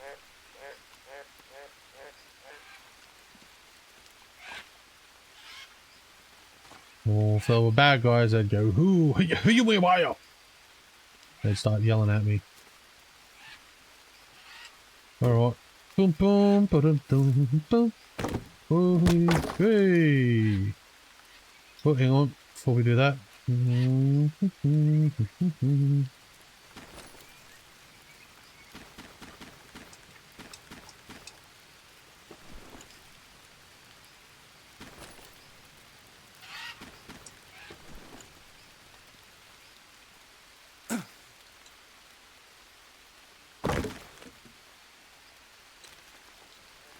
Harvest ornamento.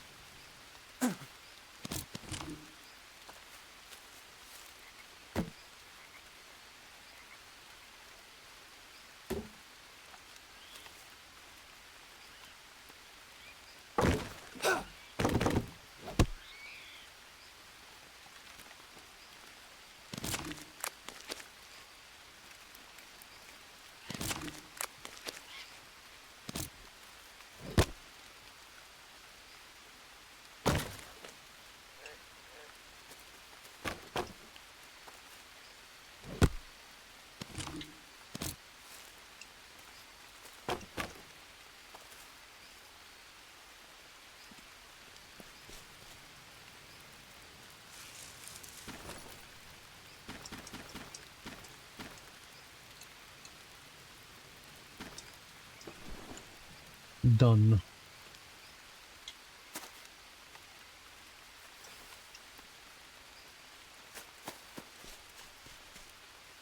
Okay. We need some mud.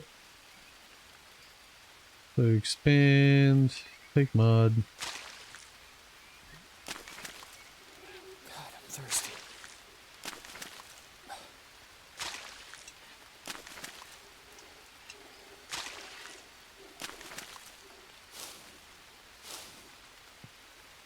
Okay, old mate says he's thirsty. Let's wash yourself.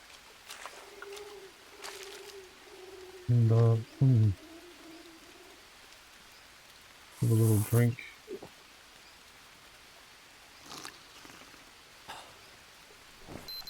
Okay, we're good for thirst. Let's get out of the rain.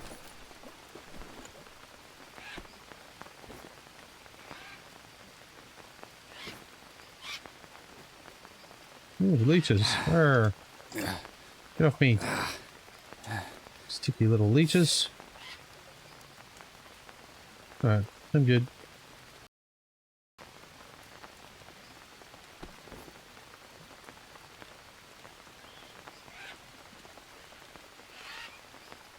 Alright, so that's empty.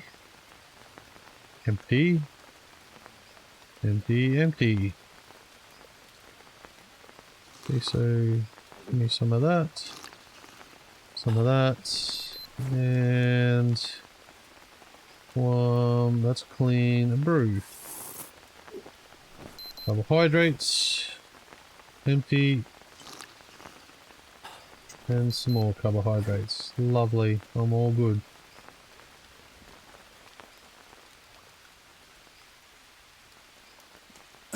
Okay, so was that all the wood? No, I needed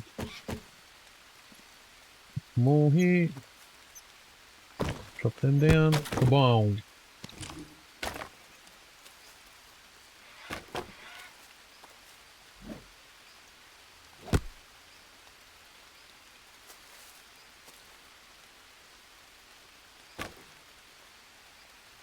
Wait. Where'd they go? There. Oh.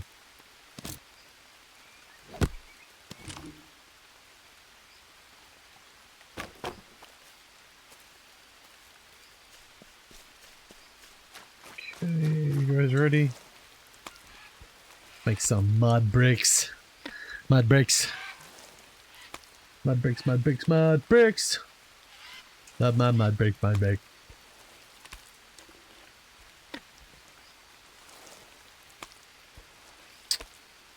Oh, doesn't my game look amazing, Amanda? Look at that. Look at that beautiful. Look at those gold rays.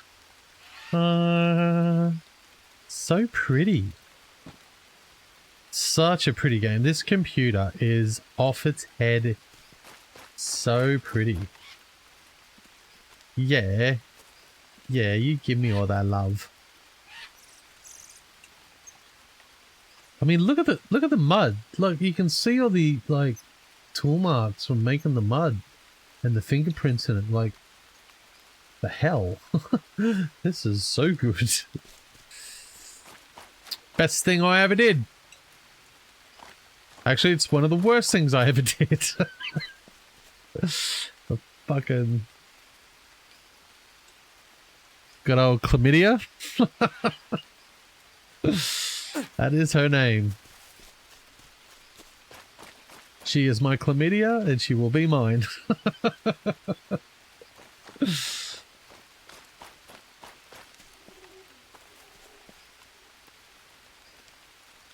Oh, that's funny. You blame your mate Ghosty for that. He said it was a great name. Alright, let's click on this one. Use. Come on. Nice. Let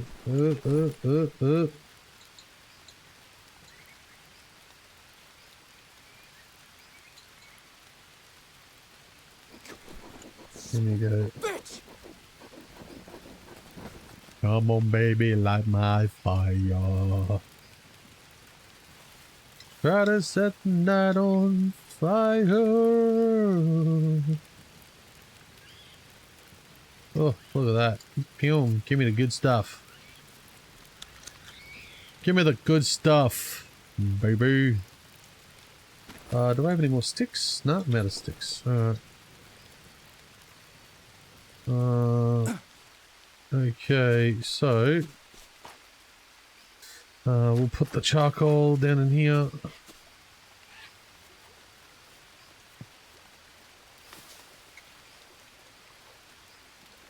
Sorry, I heard something.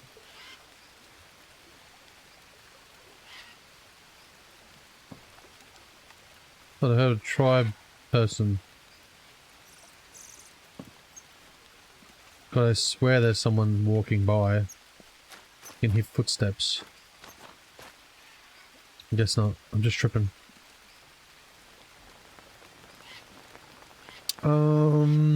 What do I need to do? What do I need to do? What do I need to do? I need food. I need to up the food. I need to fix the food bowls.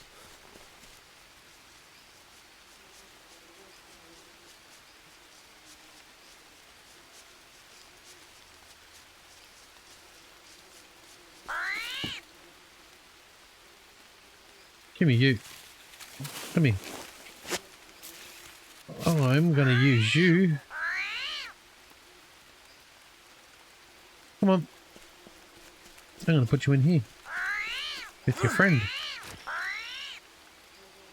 And untie it. There you go, little buddy. Oh, aren't you kids cute? Alright, have you pooed in here yet? Need some poo. No, you guys haven't pooed yet. The capybaras poo a lot. I should probably get some more capybaras. Capybaras do a lot of pooing. You guys have got food? Yeah, they got food. They got water. So this is what I need all those bloody things for. I need for there and for over here. I got all these to build as well. So many to build. And I think, is there more over here that I'm building? Did I build all them? Like, oh fuck you, you dog. You son of a bitch. Fucking spider. Damn it. Fucking poisoned.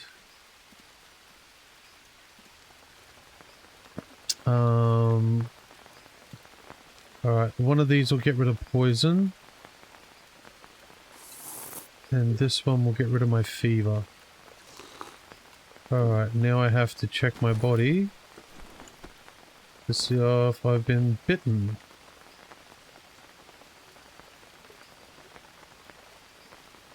No. No, okay, I'm good.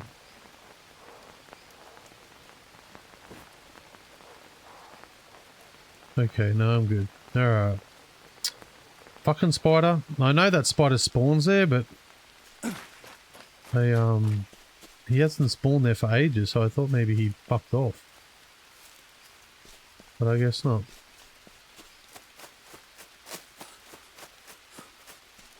Yeah, alright, so I've got 1, 2, 3 more to build here. We've got another thing to plant there, another thing to plant there.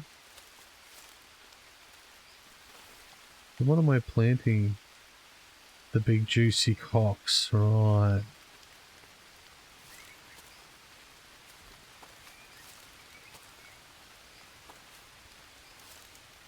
And what have I got here? Oh, the sweet cunt juice. And bananas.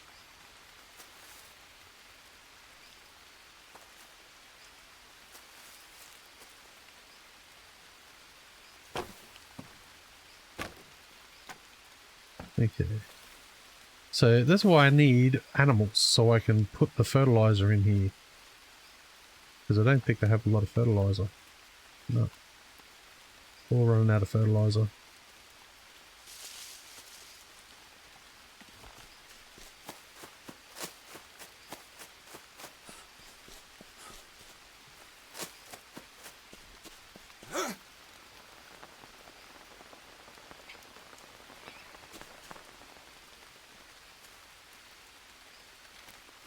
Oh, there's the rocks. Here's some more small rocks. I'm running low on the small rocks.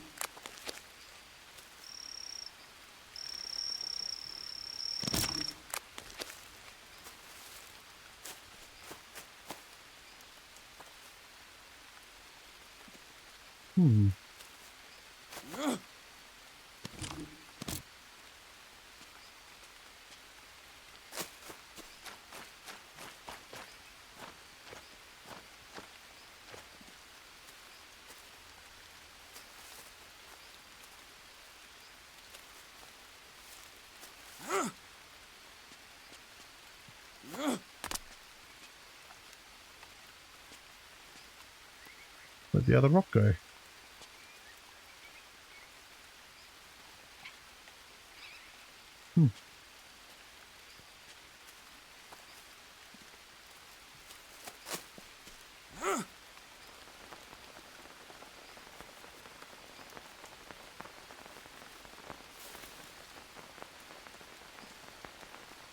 Alright, top up on the rocks. I've got to take those over there, then I've got to take those over there.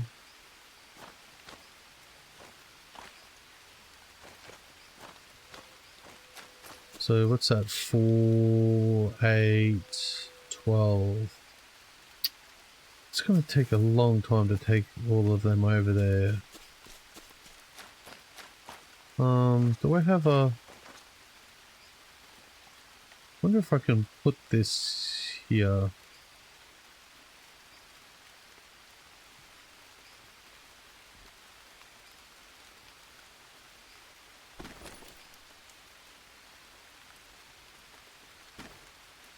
Yeah, there we go. Put that there. Definitely not going to forget it though. 2, 3, 4.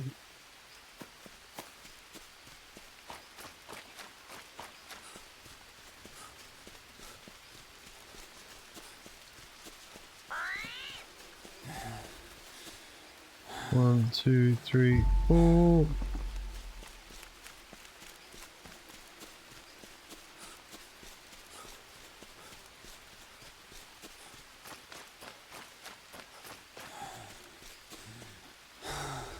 One, 2, 3, 4. Oh, it's not going to make many, is it?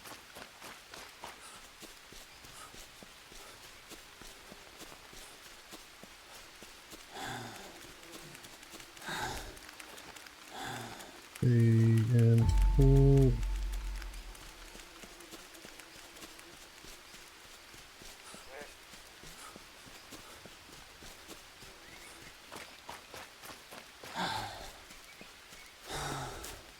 One, 2, 3, 4.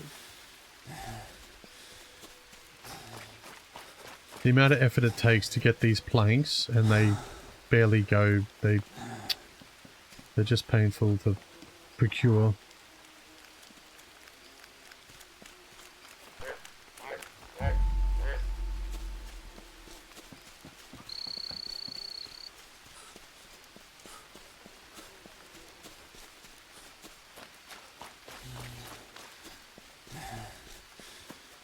One, 2, 3, 4. I've got enough to make 2 more.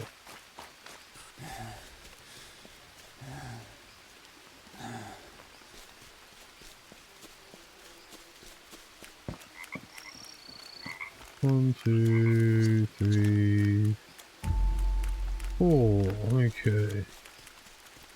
I'm running out of energy, so I think we better sleep. What time is it? 4:30, 4 in the morning. Let's get some sleep. Let's get some sleep.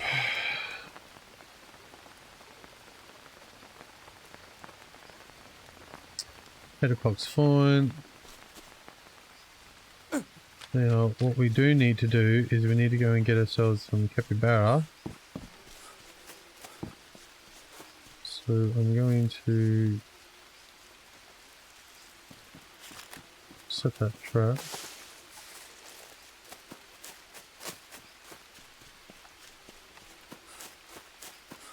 I'm going to set this trap as well.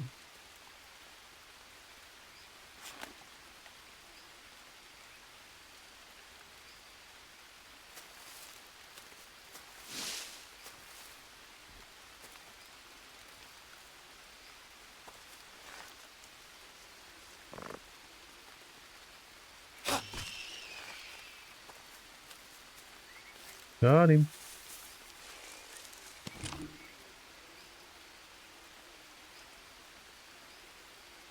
Ooh, collect trophy. Yeah, you can do that.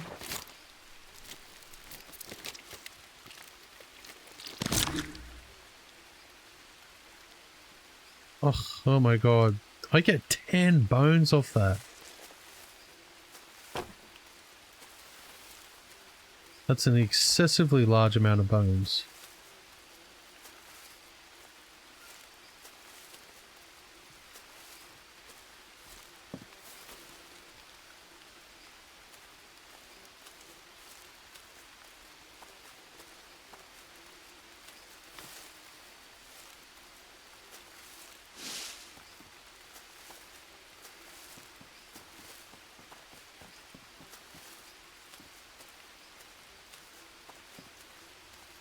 Slowly walking, slowly walking.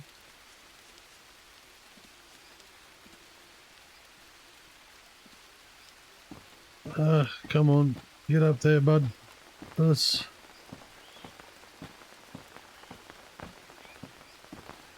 All right.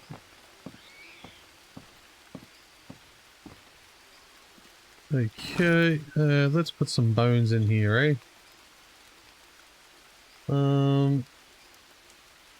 Pick the stack. And we'll put them in there and pick stack.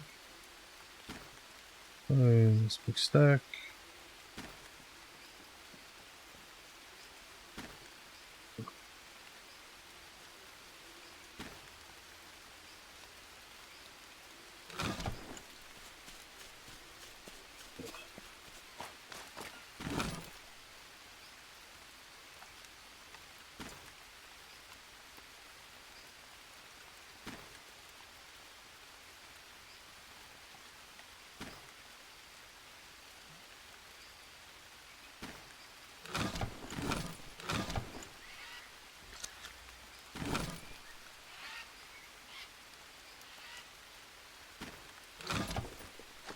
Alright, and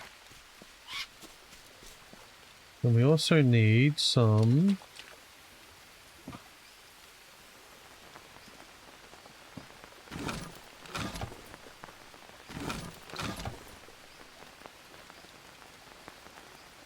alright, so let's look down and we'll go here. Let's destroy that. No, I need to fill it.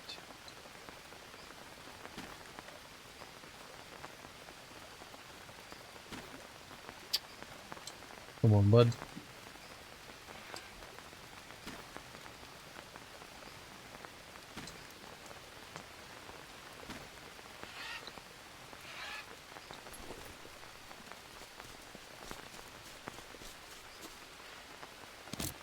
Look at that.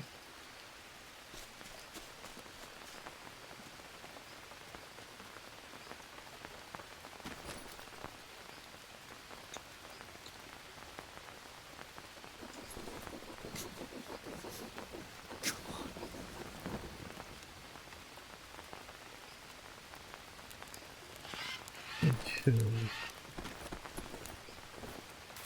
Have a look for these leeches while the water cooks. Bloody hell, I'm a bloody legs again. Bloody leeches. Okay, and let's put some meat up in here. No, not in the fire. In the bowl, my man.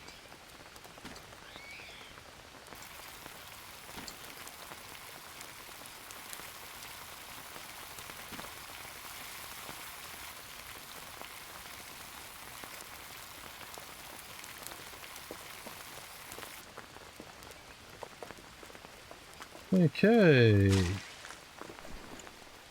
That's cooked.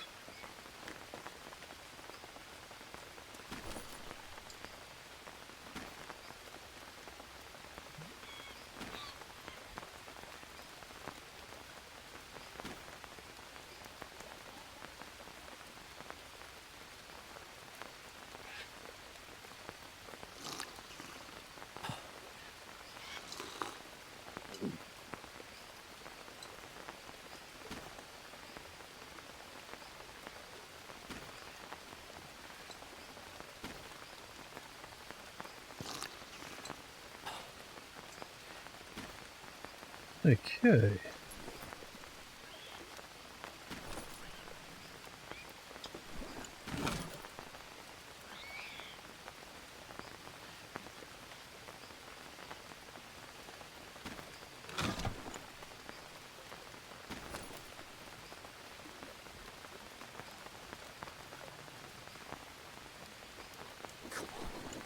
Oh, Come on.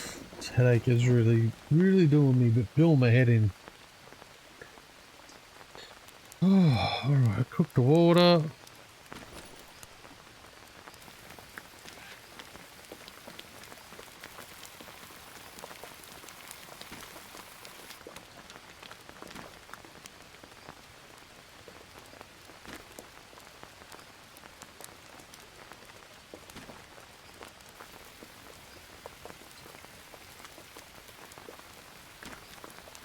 Damn it. Get in there.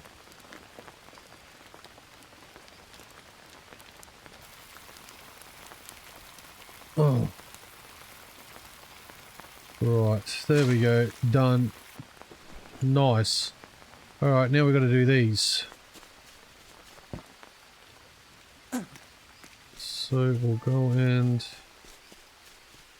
harvest a few of these.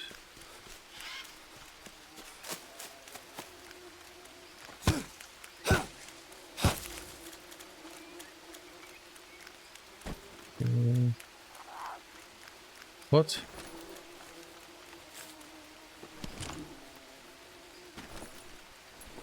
Okay.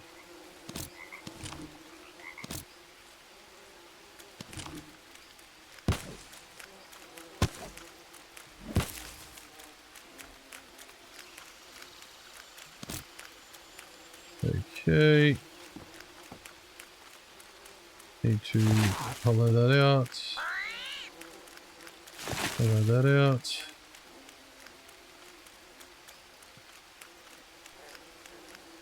How many do we need? I needed 3 or 4.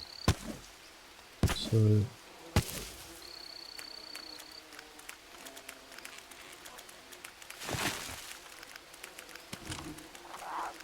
that's 1, 2, 3, and 4.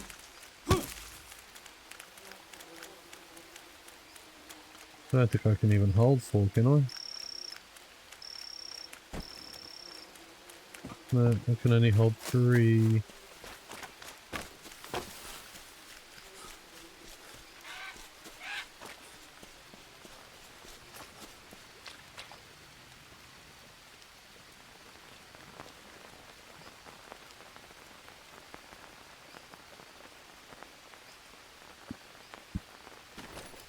Okay, so,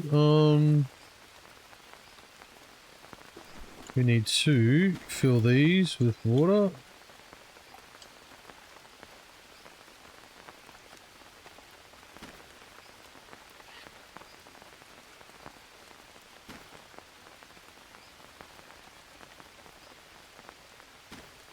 2, 3.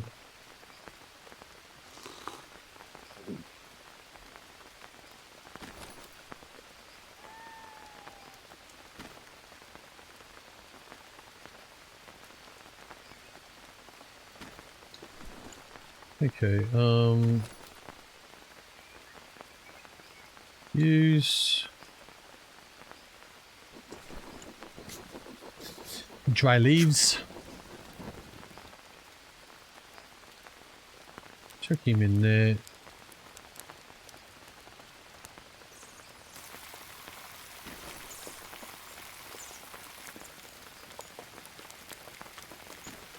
One, 2,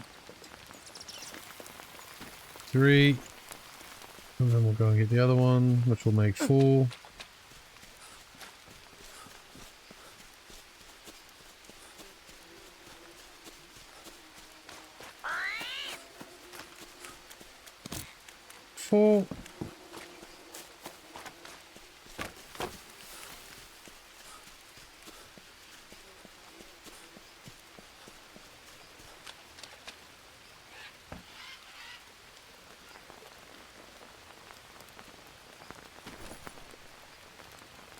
And that goes in there.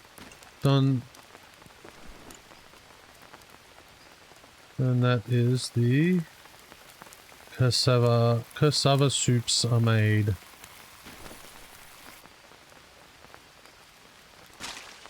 Done. Oh my god, my eye.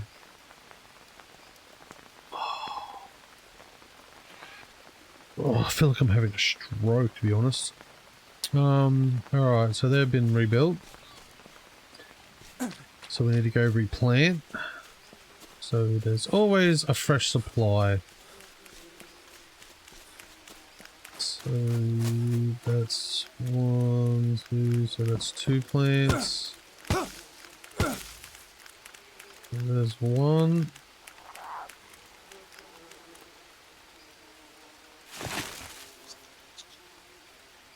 Harvest.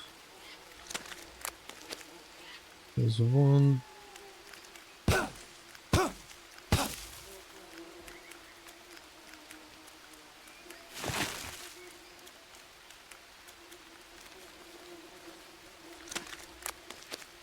It's 2.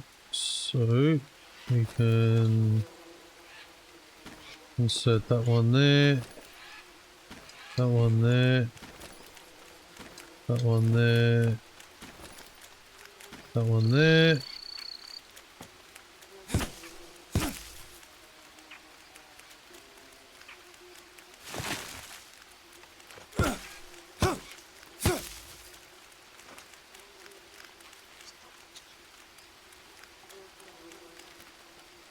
Harvest that one.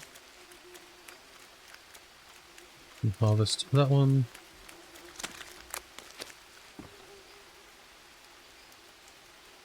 Hold to well. No. Hold to plow.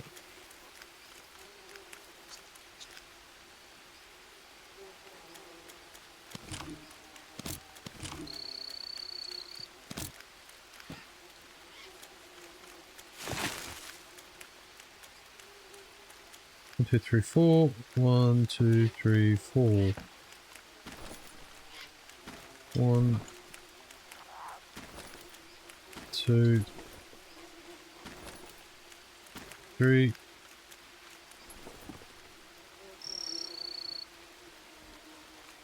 No, that missed, apparently.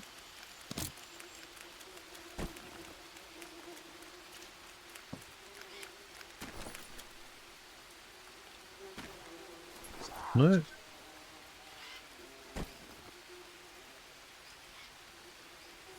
No, they're all planted. They're all planted. They're all planted. That's full.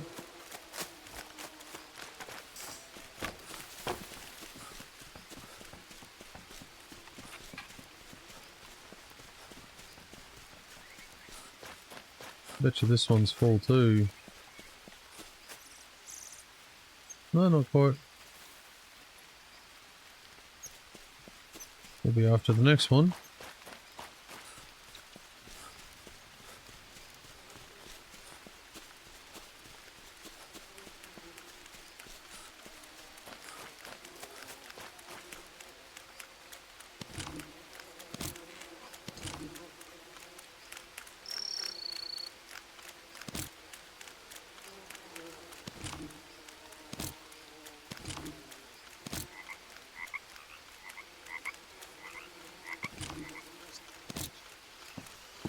That's 10.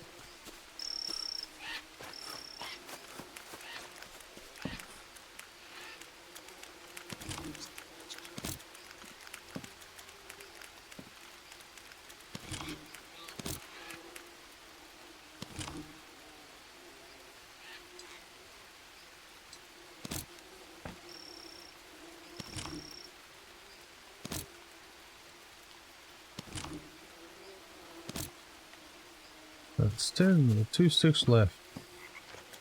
So you're all growing? Yep. 1, 2, 3, 4, 5, 6, 7, 8, 9 trees. So I just keep everything on the trees, to be honest. I just let them grow and I grab them when I need them. There's no point in harvesting them, trying to store them, and I think they go bad anyway, so you just keep them on the trees. They don't seem to go bad once they're on the trees. And then we go in here, like here, and oi, okay. Like that. And you'll get a quarter out of that, so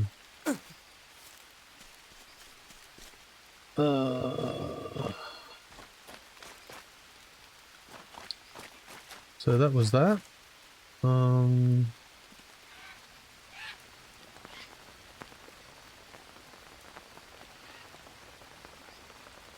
So I've got an empty bowl there. I think I took a drink out of that one, and I've got an empty bowl there. That'll be fine. Oh, what are these?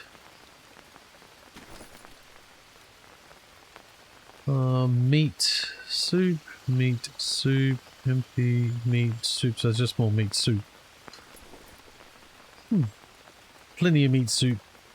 So I have like enough food here to... I have enough food and supplies here for 4 people to live on comfortably daily.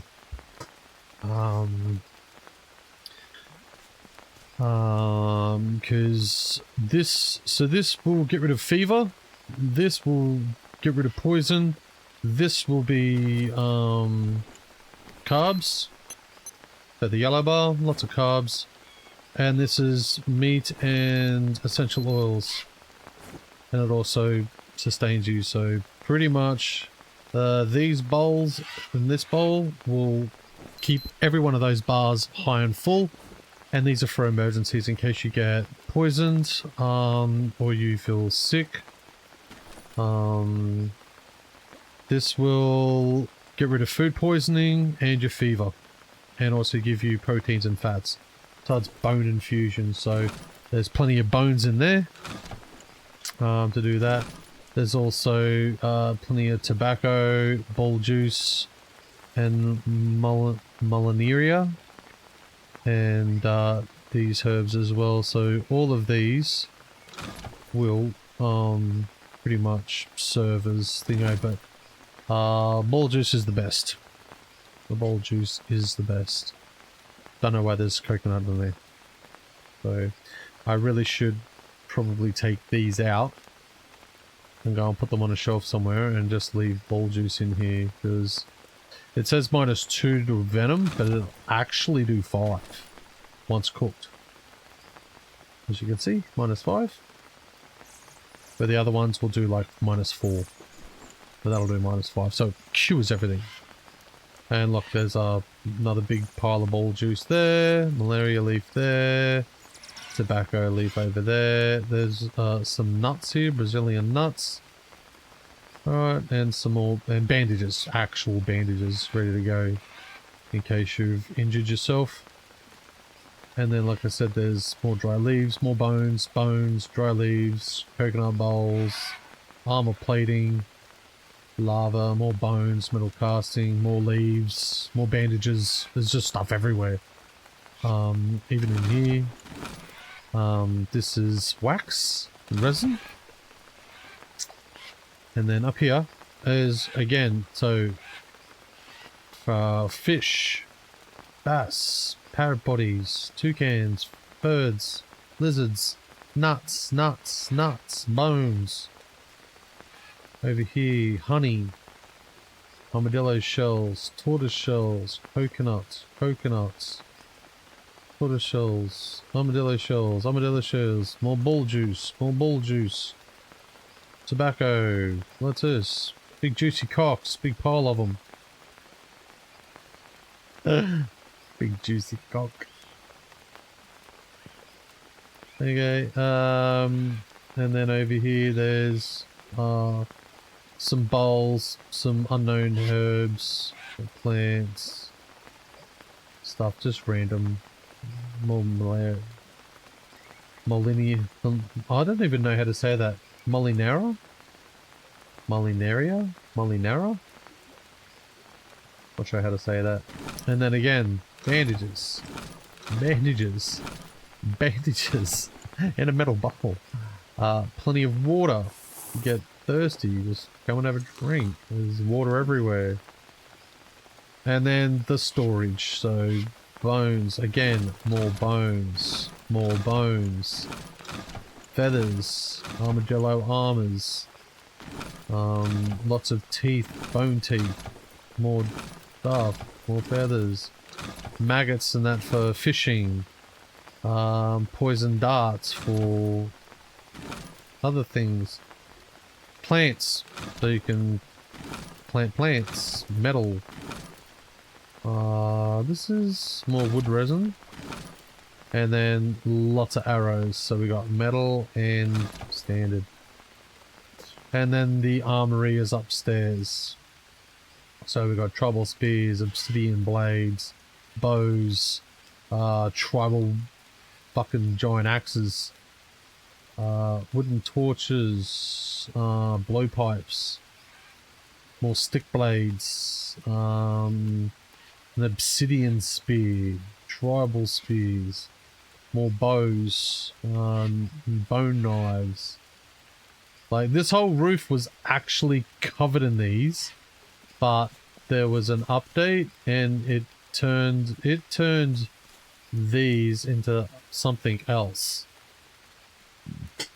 And then it fixed itself and then deleted everything, so then I had to re-establish these things here.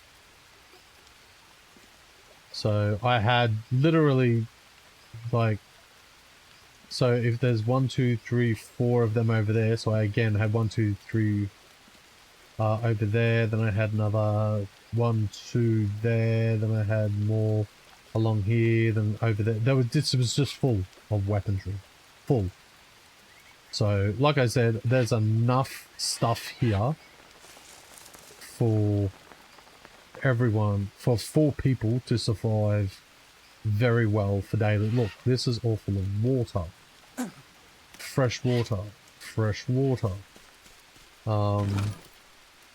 Water carriers. So lots of water bottles to carry water bottles. More armor. We have dried meat there. We have dried meat here. We have dried meat here.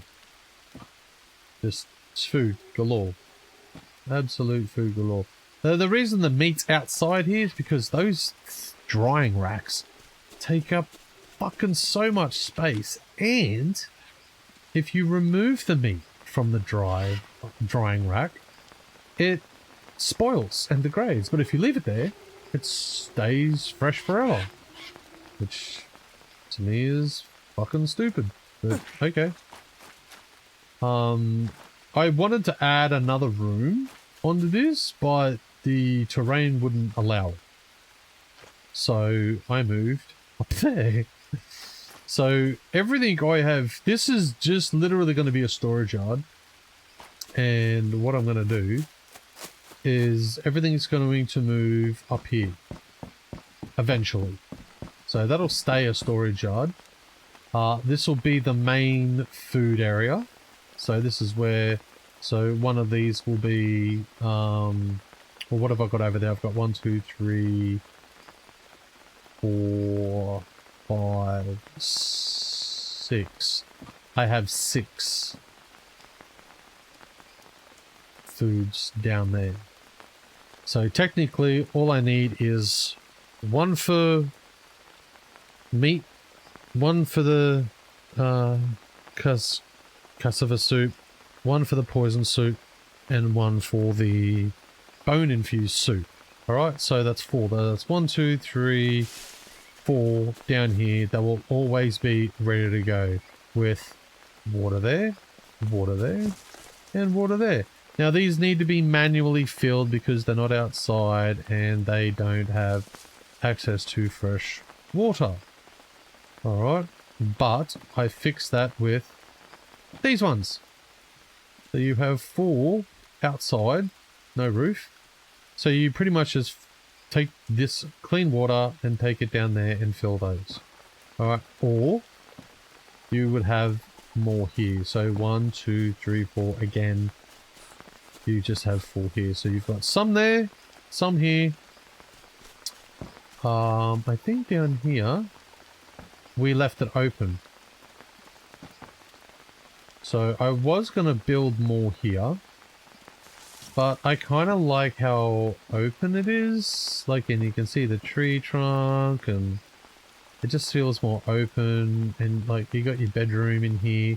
So I made it so the bedrooms can be offset from the main thing. So this here will be a room, a bedroom. And this could be a bedroom, but pretty much this is where the thing, so no bedroom. And this could be a bedroom. Alright, so like you can see, it's only one, it's a 1 by 3. Alright, so that could be a bedroom, this could be a bedroom.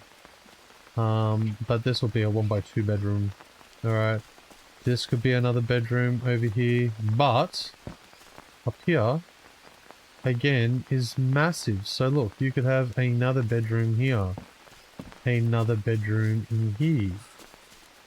You know, so there's different rooms, and like even if you wanted, you could make it like a 2 by 3 bedroom, you know. And but I haven't really decided yet on what's happening here, and I could go higher. Like if I wanted, I could go higher. I think I can go higher. I'm not sure. Like you get up there, that's just one big area. So what I would do there, to put walls on it, I could just put walls on the outside and just have one big communal space up the top. But I don't know. If you want a roof, you've got to have all these pillars everywhere. You can't do it without them. So literally you have pillar, pillar, pillar, pillar, pillar, pillar. And to me it's meh. I don't like it. I don't like the fact that you've got to have 50 pillars. Because you need 4 pillars per square, so 1, 2, 3, 4, and then puts a roof on top, which I don't like. I don't think it's necessary. But it just makes everything crowded, to be honest. But see, I've got nice space here for my furnaces, for my kilns. I've got a little outdoor blacksmithing area here, so we put our bowls here to cure our bowls on the fire. So when we want to make clay bowls or anything, we have a curing fire here. Then we got our 2 furnaces with fuel coal, our workbench. We even have another bench here, another furniture bench.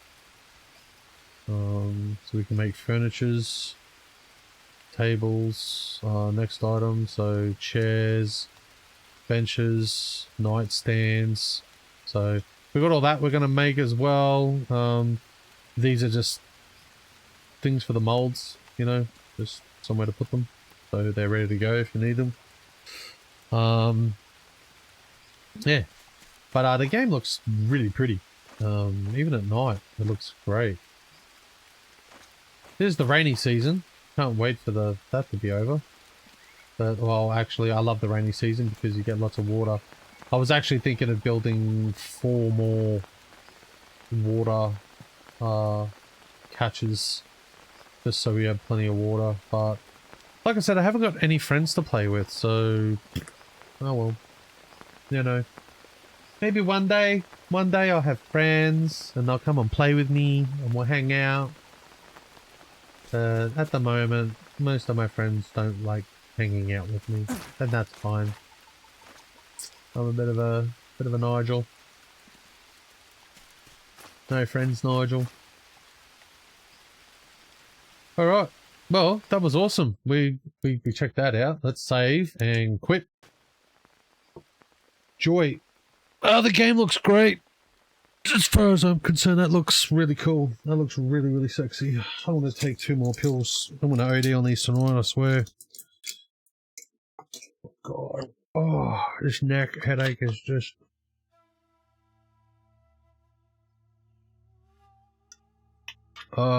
So, I also play this and Star Rupture. Both of the same guys, Creepy Jar. I am really liking that, but I think it's early access. I think it's still early access. I'm not sure. They've still got, there's an update coming for Star Rupture. I'm not sure when, but it is coming. So look, I've got 261 hours on here. So I've really enjoyed my time here. I really have. But I think most of my games are like that. Look, 400 hours. Bellwright's 530 hours. I haven't played this. That's done like 30 hours. I haven't played that as well. There's 220 hours on that, but I'll let that go. Dune Awakening, I had a base, and so this is the thing. I had a base, huge, beautiful base. It was awesome. It was great, but it got so big that I was paying an exorbitant amount of taxes on it. And it was literally forcing me to log in once a week and having to play just so I could grind and get the money just to keep it alive and keep the base alive. So I just went, fuck it. And I had a friend that I was playing with and he'd stopped playing it. So I'm like, why am I keeping this awesome base alive if he doesn't want to help? So I didn't bother anymore. Grey Zone I've barely played, only for the fact is my old PC just couldn't play it. It would just crash. So I'm keen to get into that. I really want to get into that. I just think it's very Tarkov-y, but it's sort of not Tarkov. So, but it's just different. Like, it's like Tarkov, but different. So I want to add that into the Friday Fight Night. So I want to add, like, I want to do a little bit of Hell Let Loose, Tarkov, Grey Zone, you know, a bit of fighting. There'll also be Vietnam when it drops. Hell Let Loose Vietnam, Friday Fight Night, which would be great. Then my Green Hell, which I said is 260 hours, which actually isn't a lot compared to my other games. Hell Let Loose is 1,116 hours. You can see where I put a lot of my time. Nearly 300 hours there, 290 hours. Pharaoh, 66 hours. I really like that game. I really do. That's an old Sierra game. Sierra Studio game. That it's been redone, and it's just great. I just really enjoy that game. Planet Crafter, 230 hours. Yeah, rookie numbers there. 68 hours on Ranch Sim. I do want to get into Ranch Sim and but I kind of want to do it with a friend. I've only got 130 hours in schedule. And only 25 hours in here. It's a really hard game. I haven't been able to crack it yet. 120 hours in there. Then we got 25 hours there, and then I got about 40 hours there. So that's just the Steam alone. I've got games on Xbox, Ubisoft, Kinect, Blizzard. What's the other one? Was it Blizzard? Yeah, it's Blizzard. So there was another one. I don't remember. Yeah. So, and Windrose. I've already done like 18 hours on Windrose and it only just came out. So it looks cool. I'll be doing a lot of hours on that. A lot of hours. I'm going to pump a lot of hours on Windrose, I think, when it gets running. So, but like I can't afford a lot of games. I'm poor, so these are my games that I've accumulated over the last couple of years that I've played. That and there's been a few that I've played that I didn't like. Where are they? View hidden games. So I put a fair bit of hours into Ark Survival, but you know, how many did I put in there? Like, well, I played it on Xbox for like years, so there's definitely a few thousand hours fucking there. Oh shit. Hidden games. Armor. Couldn't really get into Armor. I played 3 minutes of it. Again, Battlefield. I put a lot of hours in Battlefield and that, but these are brand new downloads to Steam. I played most of this on Xbox. I got a few. I played Black Desert for a while and then I stopped. Counter-Strike. Never got into Counter-Strike. I don't know what it is. Why people love Counter-Strike. I just can't get into it. It's just every time I played, I'd run around a corner, dead. Like the guy knew I was there. So, and I find if the slower you move in that game, the more you die. So you're pretty much just running around frantic just the whole time, just running around, it's just wild. Cyberpunk, I put 160 hours into Cyberpunk. The reason it's hidden is because I've got to re-download it and put it back in the rotation of gaming. Day of Defeat, awful. Didn't like it. Delta Force is okay. Elder Scrolls Online, can't tell you. I played several million hours of that. Like I played that for nearly 7 years. But on Xbox, not here. First Has Ended, had a shot of it, didn't really like it. It was alright. Forever Skies was fun. 63 hours on that one. Raft, 10 hours. It was okay, not my thing. There's the old Pharaoh and Cleopatra. So I played that a lot on PC. It was heaps fun. Payday 2, again, Xbox. I have a guild. I was with a clan that played that. But yeah, it's not my game. It just isn't. Helldivers was fun, but got a bit too just full on. And I'm not really a full on like that. Several hundred hours on that on Xbox, only 100 on this one. Vits, that was awful. It ran horribly. And no one played it. No one was on. So, great game. Love Sengoku Dynasty. Just like the other one. That was alright. Sims, never really played it. Sons of the Forest, didn't like it. Just didn't interest me. I think I just found everything just, I don't know, too creepy. it was a creepy game, and it just creeped me out. And I'm a wuss. I don't like creepy games. This was great. Star Troopers Command. So like World of Warcraft, not World of Warcraft, Warcraft, like Warcraft. You know, what's the other game? Fuck. Command and Conquer. So Warcraft, Command and Conquer type of thing, Age of Empires, that kind of format. Stranded Deep was creepy and good. Big old shark just follows you in weird shit, just like the other one. Supermarket Together, trash. V Rising, didn't like it. Valheim, brilliant. Did 200 odd hours on that, so that was a great game. Don't know where that came from. I think I played it for a minute. I don't know what the fuck that is. Warframe, never played it. Wanted to, because a friend of mine was, and I thought I'd play it with him, but I never did. Clocked that in 20 hours. I clocked that in 20 hours and went, nah, sorry. Can't believe I finished that whole game in 20 hours. And then there was 0 hour, so that's a lot like, what's that, Ready or Not kind of thing. So tactically. Yeah, but looking for Black Desert was good for an MMO.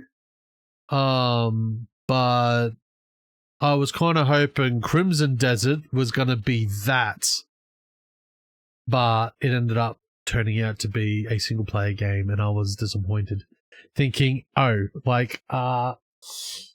I'm pretty sure that it's the same people. It's the same. It's who runs this? It's a Abyss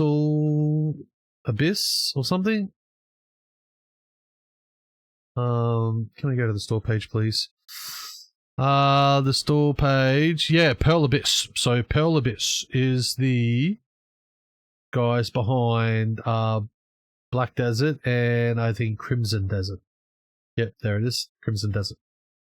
Alright, so same guys. So this is a great MMO.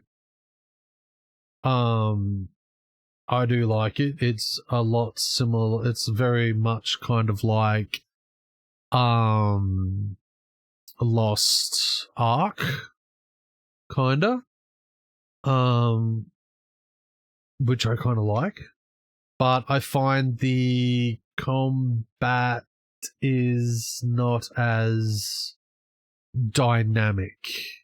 So, like, you can literally run through and nothing will chase you and stuff, where the other one you can. So, it's same but different. But I did like it. I did put I'm pretty sure I put some decent hours into it. Yeah, it's very mixed. Mostly positive, but mixed. I don't know how you can have both, but at the moment it's only $1.29 to buy. It's $1.29, but I already have it in there. So if you want to go and get it, it actually is kind of fun. I did really enjoy the game. Let's have a look at is this gameplay? You gonna work? You don't want to work? I mean, I don't care if you don't. Yeah, so if anyone's like, oh my god, you know, I want a Crimson Desert, rah, rah, rah. If you want to have a glimpse of what it's probably going to be like, yeah. Check out their other game, which is Black Desert. Not sure if it's set in the same world or not, but obviously this isn't even working, so boo. Boo! We can play on that. Alright, so I think we've done all right tonight. We've gone for nearly 2.5 hours. We've done really well. So we did some news. We had a bit of a game. We checked out some graphics on my my brand new PC. I'm gonna be keen to see other games that I have. Oh, actually, I want to see what it's like on Bellrite. Let's see what the graphics are like with Bellrite. because I heard this game's got some great graphics. It's Unreal Engine 5, but everything just looked grainy and shitty on my old PC. So, and I had to turn everything down because it wasn't so great, but that's all right. It'd be cool if I actually I was going to ask a friend of mine to come and game tonight, but I don't know if he's going to be up for it. Let's see what Orisu's up to.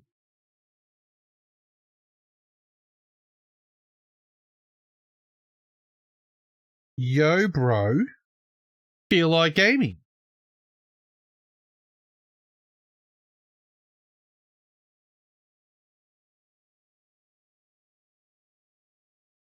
Feel like gamings?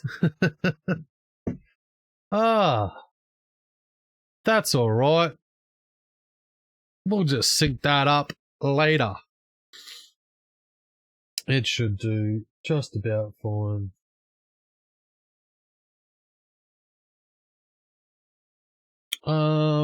Yeah, allow. Thanks, man.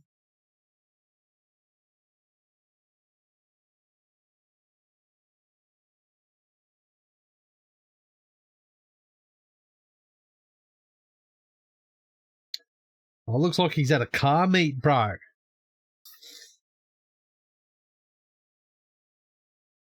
Looks like he's having a car meet. Not even home, bro.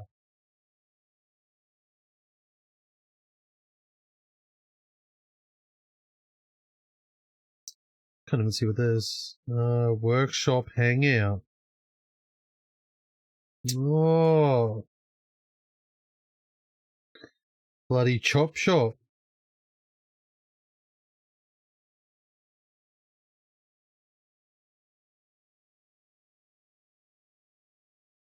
Chop shop, you crim. He's hanging in the chop shop, the crim.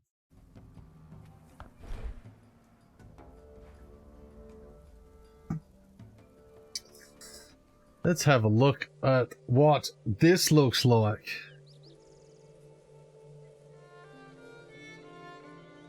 Got the new PC up and running. She's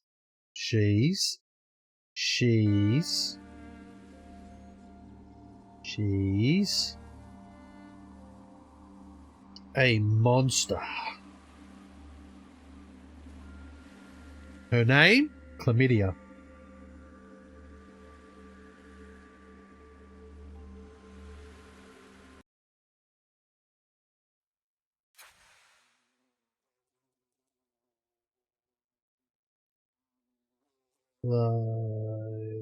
Chlamydia. I feel it's going to be a good day. Chlamydia. Her name is Chlamydia. Yeah. Because you want to know why she's called Chlamydia? You want to know why she's called Chlamydia? Because it's something you didn't want, but you fucked the ugly sister and you're stuck with it. Because she is the ugly sister of the PC I actually wanted. So, holy crap, how good does that look? What the fuck? Oh, bro. That's fucking lovely. Hang on, let me just fix this. Some reason. Next. Okay. Enable Steam input. Yeah. There we go. And we want to do that. Okay. Crack on.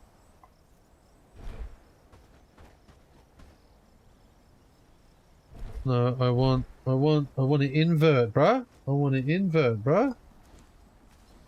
Oh my god. Now what are you trying to do to me? Actually, hang on. I probably have to do it in here. Invert, gameplay. Game controller. Viewpoint input. Invert y-axis. Apply. Resume.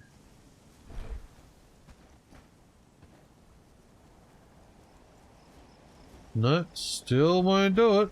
Okay.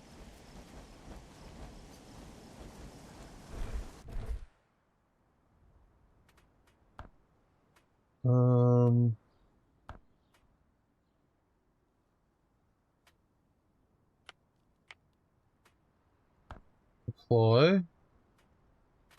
Okay, before we do that, let's go into here and turn this off. Let's try it now. No, still doing it.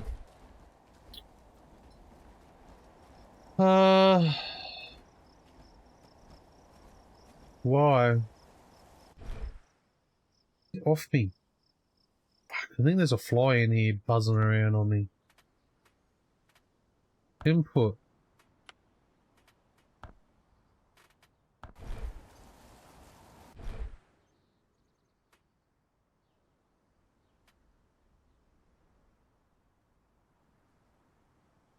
What is happening? Oh my god. Stop. I'm glad I have a place to sleep.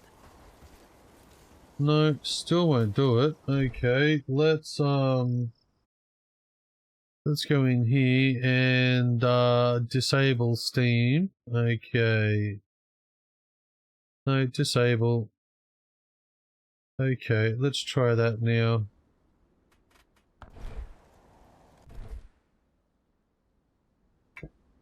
Jesus Christ. Now let's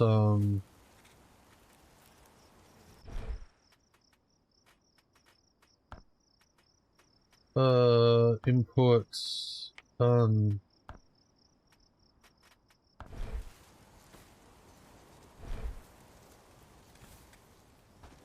No, still won't do it.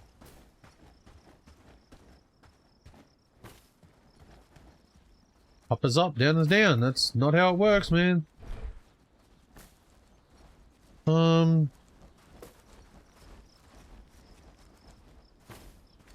You know what? It's probably not doing it. It's probably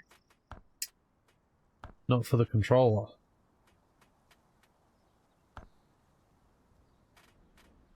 Night's coming quick. Best be indoors before dark. Yeah, it's doing it for the controller. For the mouse, I mean.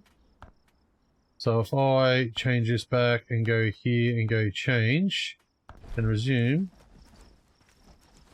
So you push forward to look up. So forward, up, down. That's normal, right? Is that normal? Lads, we need to make this place look better. Yeah, push up.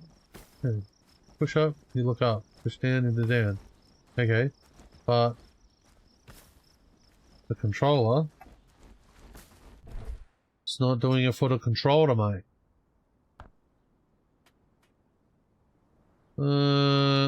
Gameplay, graphics, so controller. So you can't invert the controller.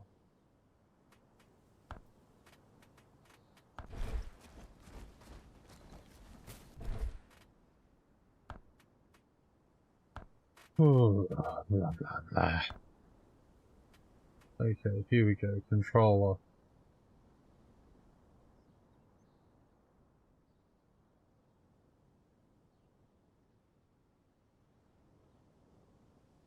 Controller.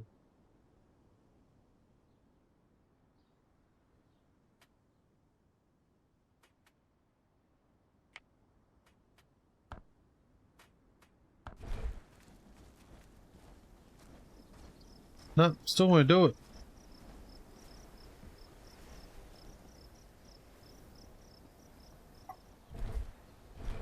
Well, that's unfortunate because it used to do it. See if I can figure this out.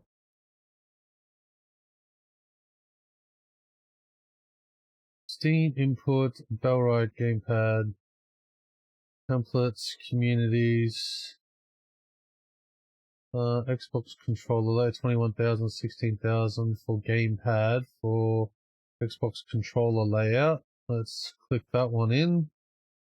Apply layout and let's go that and let's try that.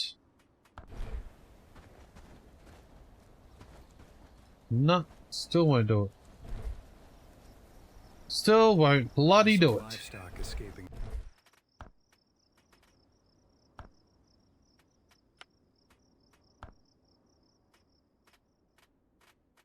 from villages.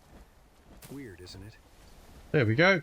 Okay, so it was inverted to be inverted. So I inverted the inverted, which makes it go back the other way. Alright, so, oh, geez, it's very sensitive.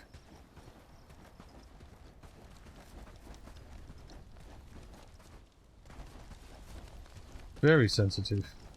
What do you think those dots in the sky are?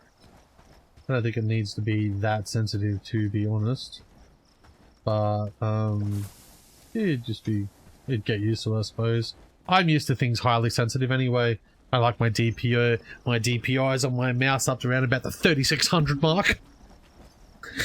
Things going a bit fucking real crazy. Why can't I hear anything? Let's have a look. No, I've got sounds. Birds. Birds are chirping.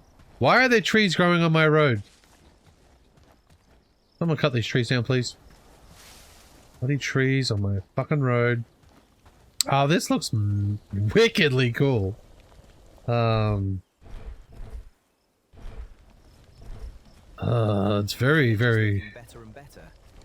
Wow, why do I have fucking 10 tons of fucking ore on me?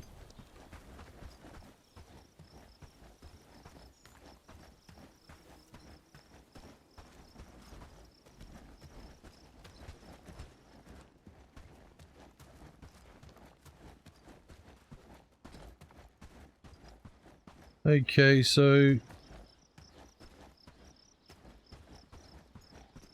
I need to be able to toggle the run button.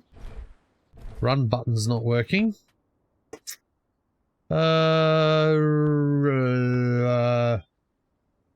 Run button. Okay.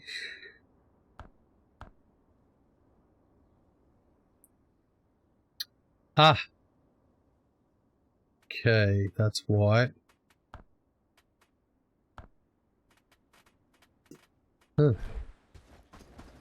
So the sprint is B button.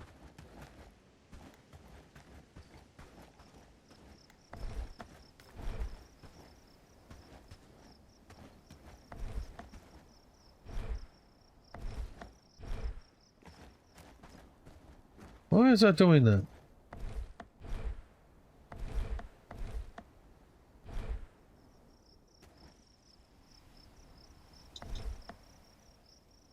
If I double tap that B button really quick, it opens the...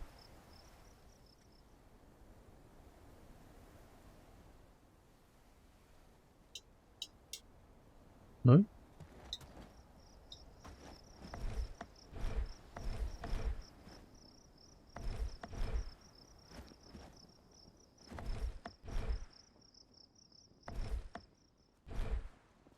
Okay, while I'm looking at that and I push B, it'll open. Weird. That's kind of full, so let's do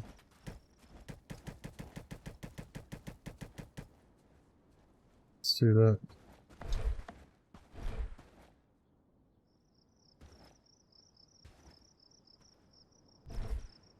This is... I think the mouse is interfering with the, what's happening.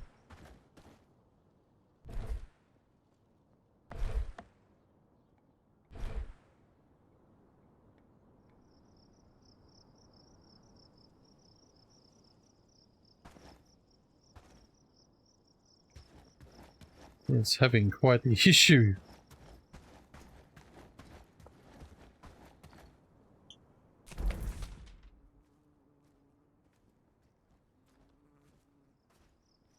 Yeah, this is having all kinds of issues right now with the controller.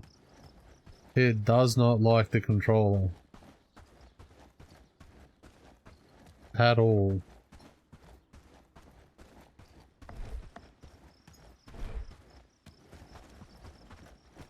Yeah, that's unfortunate. Oh, alright.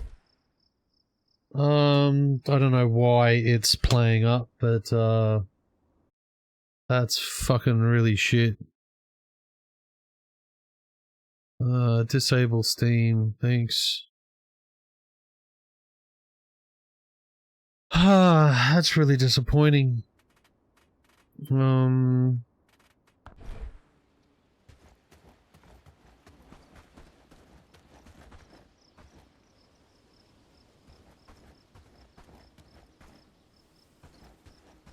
Yeah, that's just real disappointing because, I mean, I can play it like that, but it won't invert, which I'm finding quite fucking stupid. But it says, I don't know if this is mouse or not, it just says invert look on the y-axis. And yet it won't do it.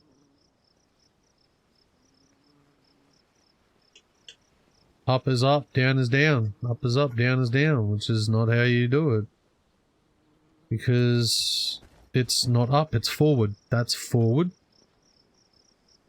Forward, backwards. Forward, backwards.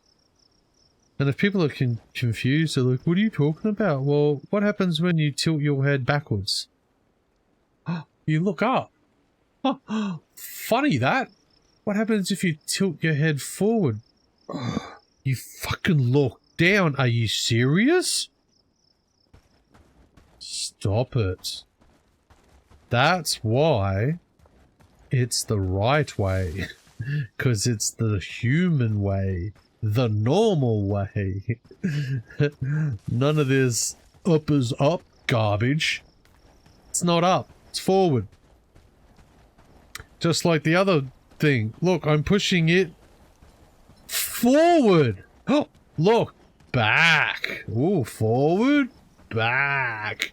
The other stick does the same thing. Forward and back. Except this is around the wrong fucking way. And you can never convince me otherwise. I'm sorry. You're just backwards. Alright? If you have it the other way and every other... Now, this is one thing too. So ever since in the beginning of gaming, that was always the way. It wasn't only until recently they started to do it because people were like, I don't get it. Why is it like, why can't up be up and down be down? Like, oh my god, like, and then they're like, invert your shit. And then they started inverting it. Then all games starts like, oh, well, everyone's doing it, so let's just make the game like that. And if they feel like going back to the right way, we'll give them the opportunity to do that. Trust me, all the game developers were like, oh, you idiots. You're all stupid. But they had to listen because, you know, you're the one buying their games. This is pissing me off. I can't believe this doesn't fucking work. This is just... Oof,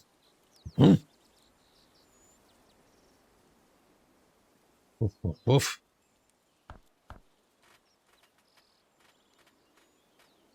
Is there a way I can make it go the other way?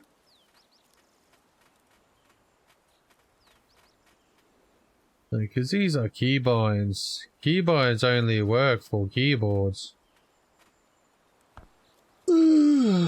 Fuck you!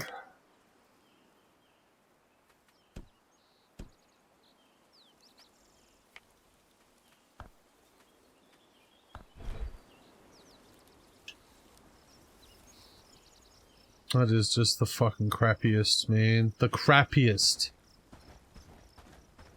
You are the crappiest of the crappiest. I've already sent them an email to fix this. Believe it or not. I'm like, can you fix it, please? Your button doesn't work.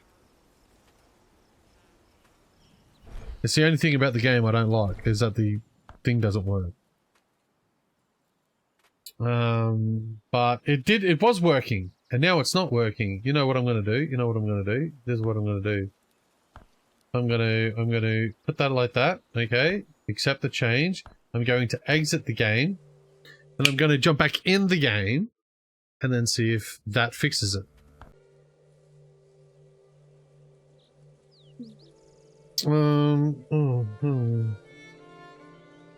Hang on, I was talking to me mate before. What did he say?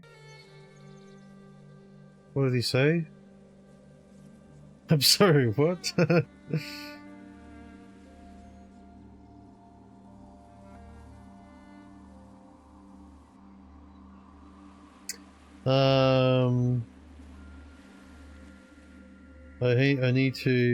I need to copy that.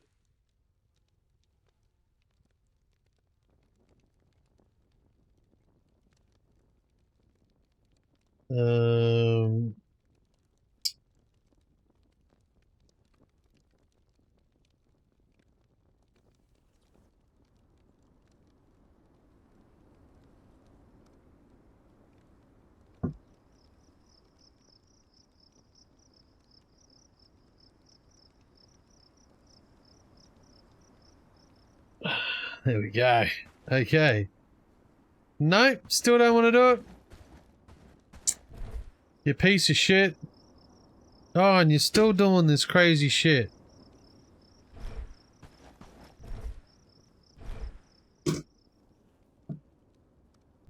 So, nah, it's just bullshit.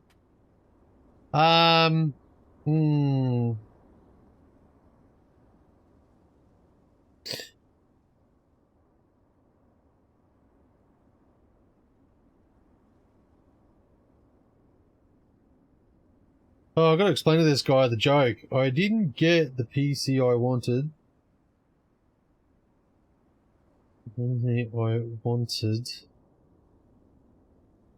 So I settled. Oh shit. Settled for the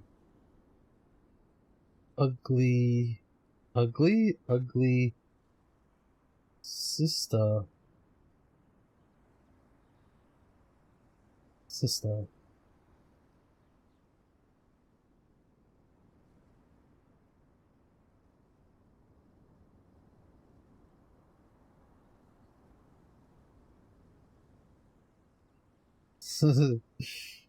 Yeah, I have chlamydia.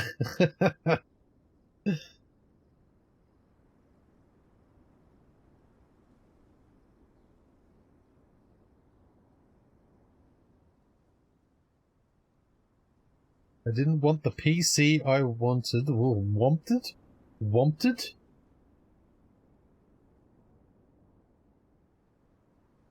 Wanted.